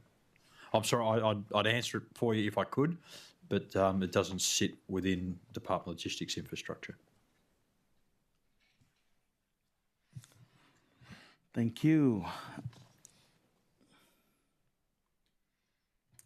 Let me just check my questioning. So about Jabiru again, what was a revised business case requested for the Jabiru redevelopment before deciding?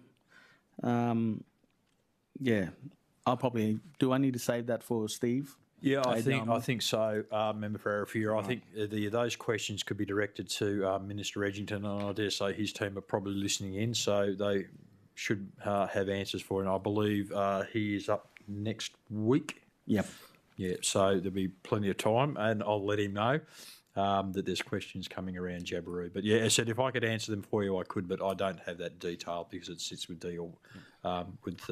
local government. Thank you, Minister. Just a follow-up question. Thank you, Chair. Treasurer, just in answer to one of the questions from the member for Arafura, you said that for spending decisions you have to define priorities and who you're serving. How do you do that? With great difficulty, Member for Johnson. I'd love to be able to do everything for everybody tomorrow, but I can't, as the budget is finite. We have to look at the priorities and where the money is best spent. Currently, the program, as far as logistics infrastructure goes, is I'm dealing with the legacy of the previous government. I'm not delivering my program. I'm not delivering a new government's program. I'm delivering the previous government's program. There was so much on program that was underway, and I think I said it earlier today that we couldn't stop without significant cost implications to the territory. Whether they be legal or contractual, but also those services underway are effectively needed in some areas, those being road infrastructure and other bits and pieces. So it was very difficult to make those decisions about what we have to effectively park or then reprioritise, and then when we can bring that back onto program. So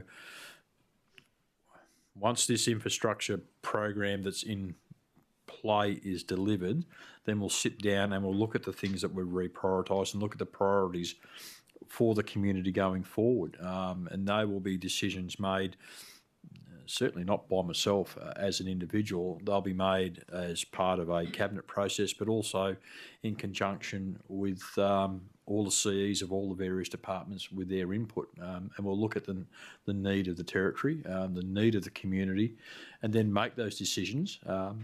Not everyone's going to like them. Some people are going to be upset by them. Some people are probably going to be very happy, but they're difficult decisions that have to be made to make sure that what we're delivering delivers for all Territorians, either delivers very, very high social outcomes or economic outcomes for us longer term. We can't just be throwing money at projects that look nice and sound nice and make us warm and fuzzy. There has to be outcomes for what we're going to be able to deliver, and those are for those social, health and economic outcomes for everybody.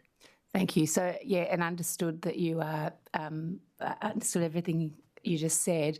You have clearly made decisions about what to prioritise within the limitations of this budget, and I guess my question was more specific about what criteria are you using. You said some people we'll be happy. So we've heard in this room today about things that are no longer being funded or are on the back burner, things that have gone ahead. I think the community is interested in how you make those decisions. Yeah, thank you. And look, I'll pass to Louise because there is an infrastructure, I suppose, program within the department. So it's a strategic program. So that forms a lot of the decision making that we do. So I'll pass to Louise to speak to that. Thanks, Minister, and thank you, Member, for the question. And it is incredibly difficult for government. So within our infrastructure NT team who do the strategic policy work about infrastructure investment, we are looking at the next tier of what we've got under our investment framework. So at the moment, we've got the strategy, a plan and pipeline, which has over 900 projects listed on it, as well as an audit that we do to make sure that we're following that plan. We're trying to help agencies understand their infrastructure needs aligned with their operational requirements. So we've done the first one with police. They had a known budget that was the 143 million we spoke about, and working through with them from an operational perspective, analysing even to the point of the travel data of their police officers about where they're travelling to regularly, about how you can make the infrastructure meet the outcomes of the service delivery. So those plans are underway. Police is almost finished. We're now starting on Department of Education, and we look at things with them about student numbers, demographics, all of that data to feed up to government to help try and make a better informed decision about the service delivery outcomes that government's trying to achieve. So. I have some more questions in relation to this, but I'll park it because we haven't got much time. I know there are other questions that so I might put them in as written questions. Thank you. Are there any more questions on output 10.1? Yes, thank you, Mr. Leader of the Opposition. Thank you, Mr. Chair. Minister, my question is around Shears Street and the former public housing complex on Shears Street in the Narrows, which I'm sure you're familiar with, was demolished, leaving prime parcel of land which is now sitting vacant. Minister, what is your government's plan for this land, and when will Territorians be informed of its future use? Thank you for the question, Leader of the Opposition, and I'll pass on to Louise to give some detail about the Shears Street complex. Thanks, Minister, and thank you, Member, for the question. That parcel of land is owned by CEO Housing, so when Housing is up, the future use of that site is with them. However, our department has worked to rehabilitate the site. There was a lot of asbestos and nasties that used to treat termites underneath the slab there that we have rehabilitated on that site. Thank you. So we will ask, we've got a follow-up question at that, but to Housing Minister Steve Edgington. Thank you. Just further to, through the Chair, I know some of this was spoken about earlier around the barge landings, but in particular for 𝙍𝙀𝙇𝙀𝙑𝙬𝙍𝙬, I know there was work that's been done in the past, Minister, with GHD in an independent report. What's the status of that current report since those programs have also been scrapped? Thank you. Louise has a detail on that and will provide that. Thanks, Minister, and thank you, Member, for the question. That GHD report was done a number of years ago to look holistically at barge landings across the 14 sites that government currently manage, and it was to map out what services each of those communities currently receive from barge landings across the top end in particular, and also what infrastructure requirements are needed at each of those sites. We had commenced with 𝙍𝙀𝙇𝙀𝙀𝙀 and 𝙍𝙀𝙀𝙀𝙀 and Melangimi and Ramaginning, I think. 𝙍𝙀𝙀𝙀𝙀𝙀's probably more advanced than some of the others, but the infrastructure and the design has been undertaken on that particular site, and we're undertaking land negotiations at the moment. But it has been on the program for many, many years, so the cost, we will have to re-look at that as part of the design. Thank you for the answer, and through the chair. Minister, do you have a time frame in terms of when you'll look at those reprioritised projects, and is that something that you'll provide on an annual basis or a quarterly basis? Thank you, Leader of the Opposition, for the question. Some of the reprioritised projects will be determined on land access, approvals, Section 19 leases, negotiations with land councils and various other entities. So whilst I'd love to say that I can come back and tell you next year that this is what it's going to be, a lot of it is determined on those negotiations and approvals. So I don't know what those timeframes are. We've been negotiating a number of these projects for a number of years, and we still sometimes no closer. I suppose those barge landings are a reasonably good example, but as part of the infrastructure program and the plan that Louise just spoke about previously, we'll be going back, I suppose, probably every 12 months to review that program, and we need to, because as projects come off program as they're completed, we need to then look at what we're going to be putting on program and looking at what the cash allocations for that will be, because that will form part of our budget allocation decision process every year. So that review will have to take place, I suppose, fairly soon, because we'll be starting a new budget process within the coming months. So we need to know what that infrastructure program is going to look like into the future, the stuff that's finishing up on program, and where we can free up cash to be able to deliver. Thank you, Minister. And through the chair, let's hope that the 𝙍𝙀𝙇𝙀𝙑 barge landing gets back on the reprioritisation list, as well as the Phelps River crossing. Through the chair, Minister, has your government slashed $8.7 million from school infrastructure in 𝙍𝙬𝙬𝙍𝙬, including vital early learning programs which support the families as first teachers and the infrastructure needed at that school? Thank you, Minister, for the question. I'll just check with the agency to find out some detail.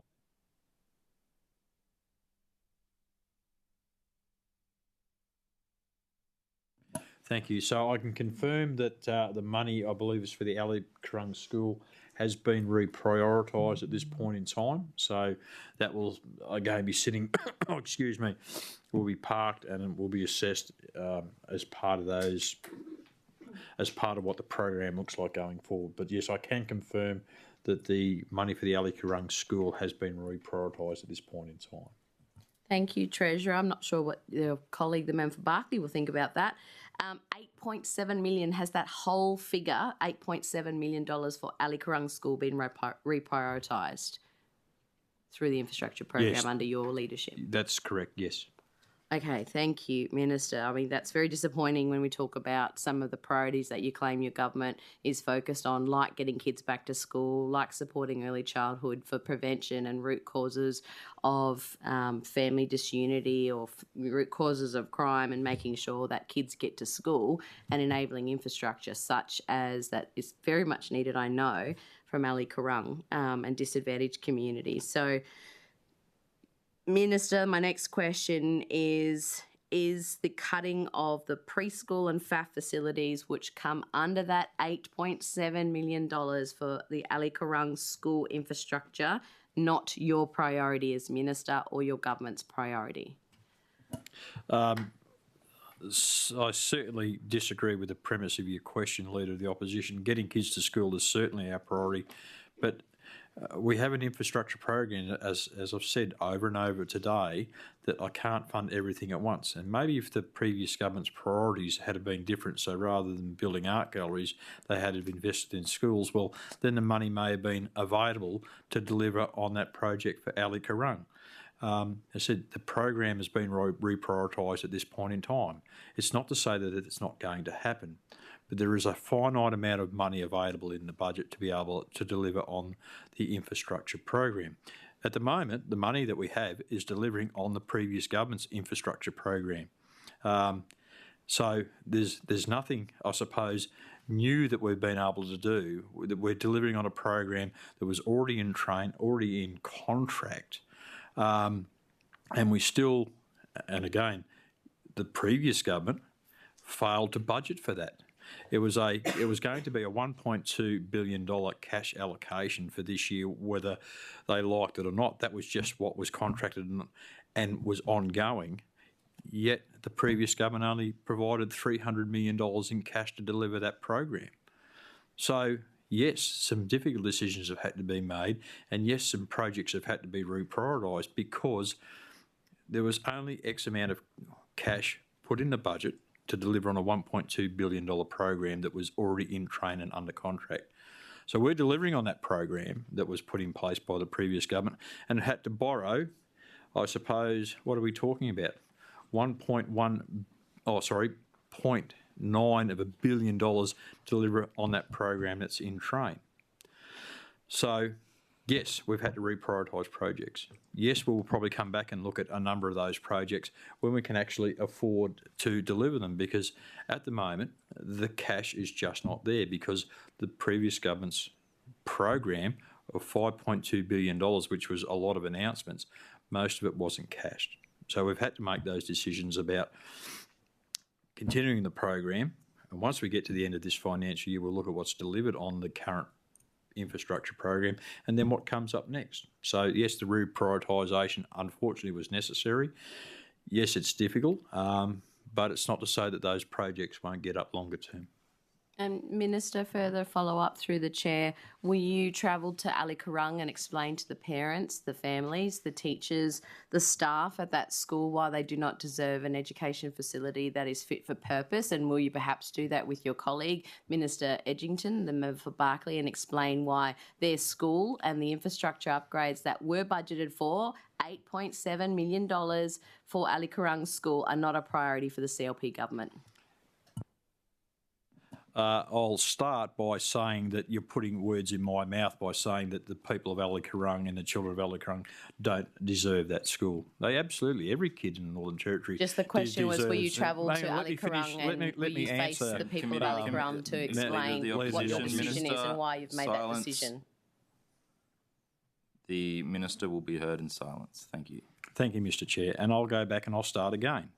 I did not say that the children and the people of 𝙍𝙬𝙍𝙍 don't deserve a school. Every kid in the Northern Territory deserves a good school. But again, if the previous government had been allocating funds and doing projects $8.7 million, yes, that were to deliver for people in the Territory rather than going out and spending money, as I said, on art galleries and other bits and pieces, then we may have had the money to be able to deliver on that school straight away.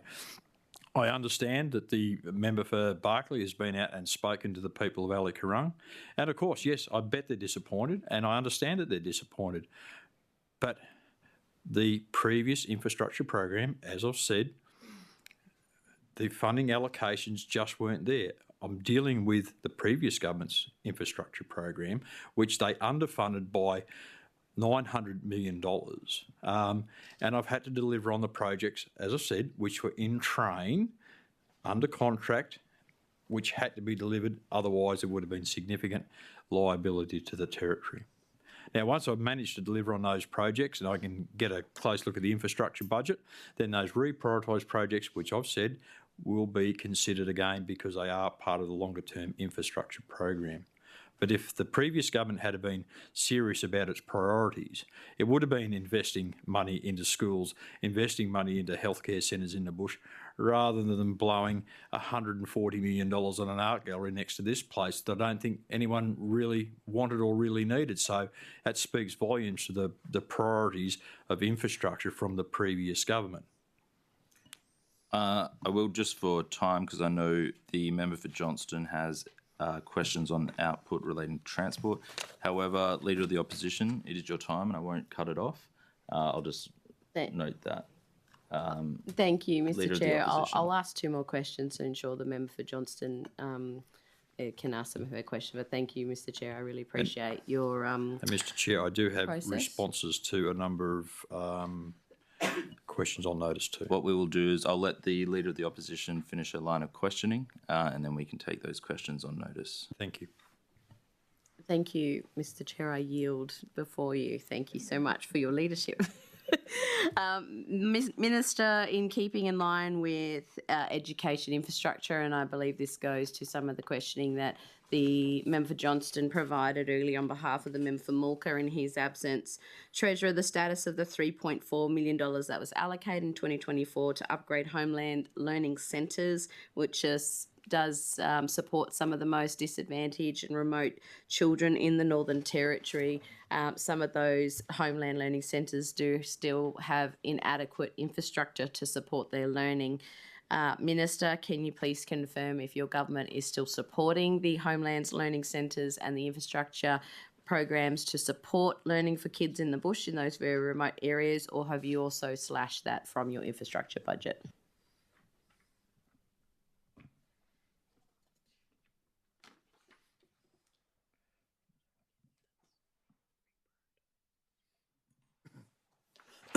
Excuse me. Thank you for the question, Leader of the Opposition.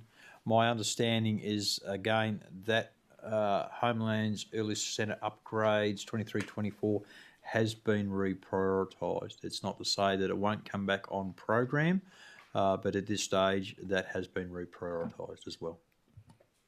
Minister, can you please confirm that's the whole $3.4 million that's been reprioritised and taken away / from Homelands Learning Centre upgrades? Yes, the budget, I believe, has been the entire budget has been reprioritised. And Minister, can you further inform the committee which of the Homeland Learning Centres that will miss out because of that reprioritisation of your government and the lack of priority around kids learning in the bush?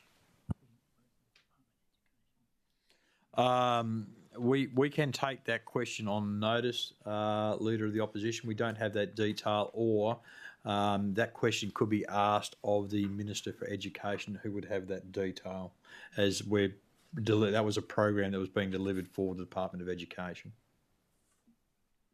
Thank you. And through the chair, can I just confirm that if that is a question to the Education Minister, I don't want to get there and then say you should have asked the Infrastructure Minister. Can I please get a confirmation from the agency which output through the education output that should be asked in, so I don't miss an answer and the people and the students and the families who will be affected by the $3.4 million cut? I'm happy to take that question on notice now. And we may be able to provide that information to the Education Minister, who can provide that on the day. But I'm happy to take it on notice now. Thank you. Minister, thank you. Leader of the Opposition, please restate the question for the record. Thank you, Mr. Chair. And to the Minister. Minister, can you please provide a list of the Homeland Learning Centres that have had their infrastructure cut of the $3.4 million that was allocated in the previous NT government budget? I just premised the question as reprioritised rather than cut. Minister, do you accept the question? Yes, I do. Okay. The question asked by the Leader of the Opposition of the Minister has been allocated number 2.12. Leader of the Opposition. Thank you. And I know the member for Johnston has a few more questions, so I'll just ask this one. Thank you, Mr. Chair. I've got lots more questions, but in looking at the time, I'll make sure that everyone gets an opportunity. Minister, could you please provide advice if your CLP government has cut $2 million from the Energy Smart Schools program, a program that would reduce the operating costs to make schools more energy efficient and sustainable? Oh, yes, thank you, Leader of the Opposition. Yes, that funding has been removed. And Minister, so through the chair, could you please table to the committee a list of the schools where that $2 million cut will impact?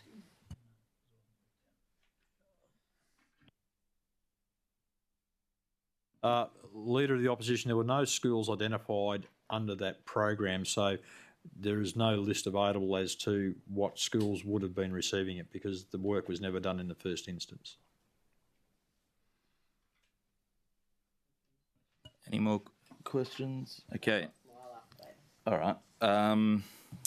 Well, we'll have to close out this output, Leader of the Opposition, to get to transport, if you're happy with that. If there's no objections, I will move to the output 11.4. So are there any objections to moving forward to 11.4? No. The committee will now take questions on output 11.4, transport, planning and delivery. Are there any questions? Member for Johnston.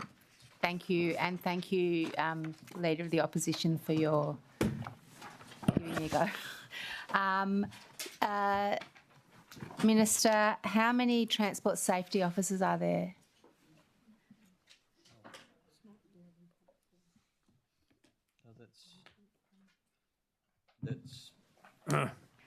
I believe that's under this portfolio. Member for Johnston, you said 11.4. That sits under 11.1. My mistake. Can I go backwards, or is it too late? I'm happy to go back to 11.1. We're so collegial here. Sorry. 11. Sorry. Yeah. Logistics, infrastructure and services, output 11.1. Passenger transport. Are there any questions? Member for Johnston. Thank you. How many transport safety officers are there? Thank you.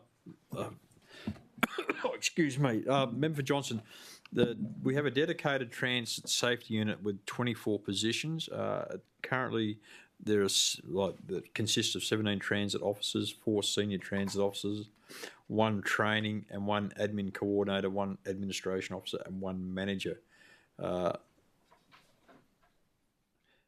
So I'll just get the. Do you want the actual numbers right now today of actual FTEs on the job? Or yeah, I'd be interested in how many available? vacancies. That's the total number that you could have. I'd be interested in how many vacancies under there the are. safety unit.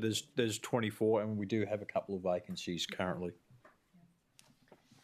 And with the transport safety officers, how often have they used capsicum spray on a person, not just presenting it but spraying it?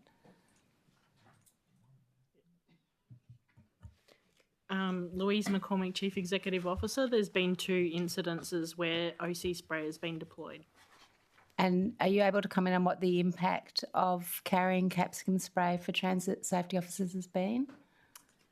It would be very subjective of me to surmise what's an sorry, I'll opinion. jump in there. Yeah, if you can make it a. What has been the impact of the carriage of capsicum spray by transit safety officers? Thank you for the question, Member George. Again, that is quite subjective and probably very difficult to answer. I'll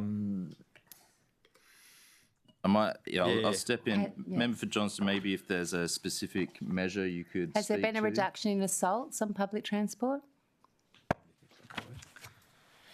Louise McCormick, no, there hasn't. And I guess from a transit safety, the feedback we've got from the team, we have new standard operating procedures that go along with using such a weapon. It comes under the Weapons Act. The use of it is used as a technique when things have got to a point where they need to use force, and just the thought of the OC spray helps de-escalate those situations, and that's how the transit safety officers are supposed to engage with the community, is de-escalate situations so they don't get to that point where violence and force is required. And in addition to that, Member for Johnson, from my former profession, I know where OC spray sits in the hierarchy and in the response hierarchy and use of force. OC spray is used prior to having to use physical force, so it reduces the risk to the individual who may be displaying behaviours that may require physical intervention, and it also reduces the risk then, of course, to the person who is deploying it. Anecdotally, I know, and I think police would tell you the same thing, is that once it's drawn, you certainly immediately see a reduction in escalated behaviours, and people will generally be compliant and reduce that escalation. Thank you, Howard. I think you said there hasn't been a reduction in assaults. Is that correct? Okay. And what kind of training do transit safety officers get in using OC spray? Louise McCormick. So we've been working with anti-police to make sure that they get the same level of training that police do in using, deploying and operating with OC spray. Have there been has any of the use of OC spray by transit officers been subject to complaints to police? Not that I know of. Are you happy to take that on notice, that question? I can, but maybe police would No, the answer is no. Okay, thank you. That's all my questions. Sorry. I will. Yeah. Yeah. So just before that, I will let the Leader of the Opposition ask a final question before taking the answers on notice. Thank you very much, Chair. Much appreciated. Minister, where are you planning to move the Casuarina bus interchange to? I'll pass to Louise McCormick, who has lots of detail. Thanks, Minister, and thank you, Member, for your question. The Casuarina bus interchange will still have bus stops around the shopping centre. So we're currently doing a plan with the shopping centre owners at the moment. The idea is to actually close the physical location where the interchange is, because it's become a congregation point for antisocial behaviour, and many of the operations that Transit Safety do is actually people moving them away and causing trouble for people on the buses. So that physical closure should help disperse that antisocial behaviour, but it will still have stops, but just around the shopping centre itself. Member for Johnston. Just a follow up to that. So, will it still be a hub, as in I don't know if that's the right description for it. It will still have bus stops, definitely, but there'll be, I think there's 4 we're looking at on the local streets around the shopping centre rather than in one hub. It's the hub and that location there that's become a haven really for very poor behaviours. And is there any alternative site where you're looking at having a transport hub or interchange?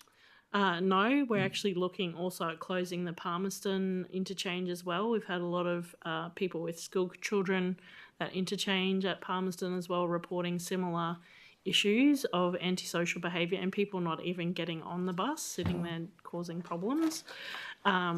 So the way we've looked at it is how you redistribute the bus network so that you don't need to hub within the bus stops. Bus drivers are also then looking at how we can have their layover and their break time at the new depot in Berrima instead of the interchanges. Sure. Sorry. And in addition to that, with CDC moving their depot from in town out to Berrima, has probably facilitated and allowed this change and made it far easier than what it would have been if their depot had remained adjacent to the CBD in Stewart Park. So I guess as part of that planning, I mean, one of the community concerns that I'm hearing is people who rely on public transport and need to get to different places at different times and are not necessarily very mobile, and the idea of having to move between different sites is very challenging to them. So I'm hoping that's being addressed.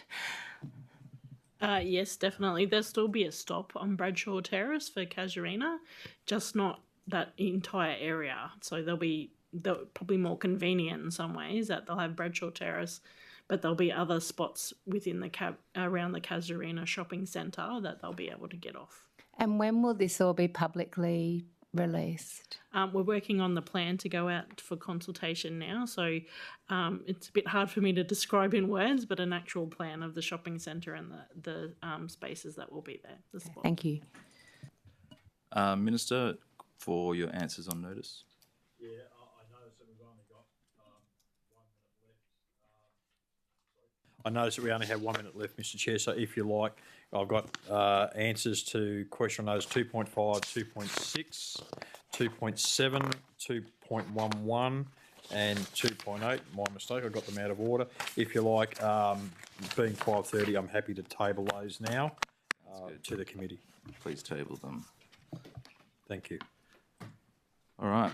I'd like to thank you all for coming today. I would ask all committee members, whilst we're in for the remaining of the 2 weeks as well, just to remember our role and the way we act amongst public servants. There's certain things we can do on the floor of Parliament, but I do ask that we maintain our professionalism here.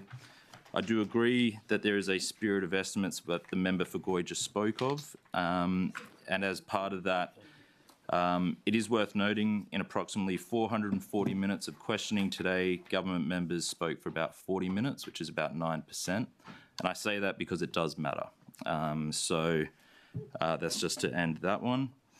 I also officially withdraw the warning on the member for Goyja and look forward to him joining tomorrow.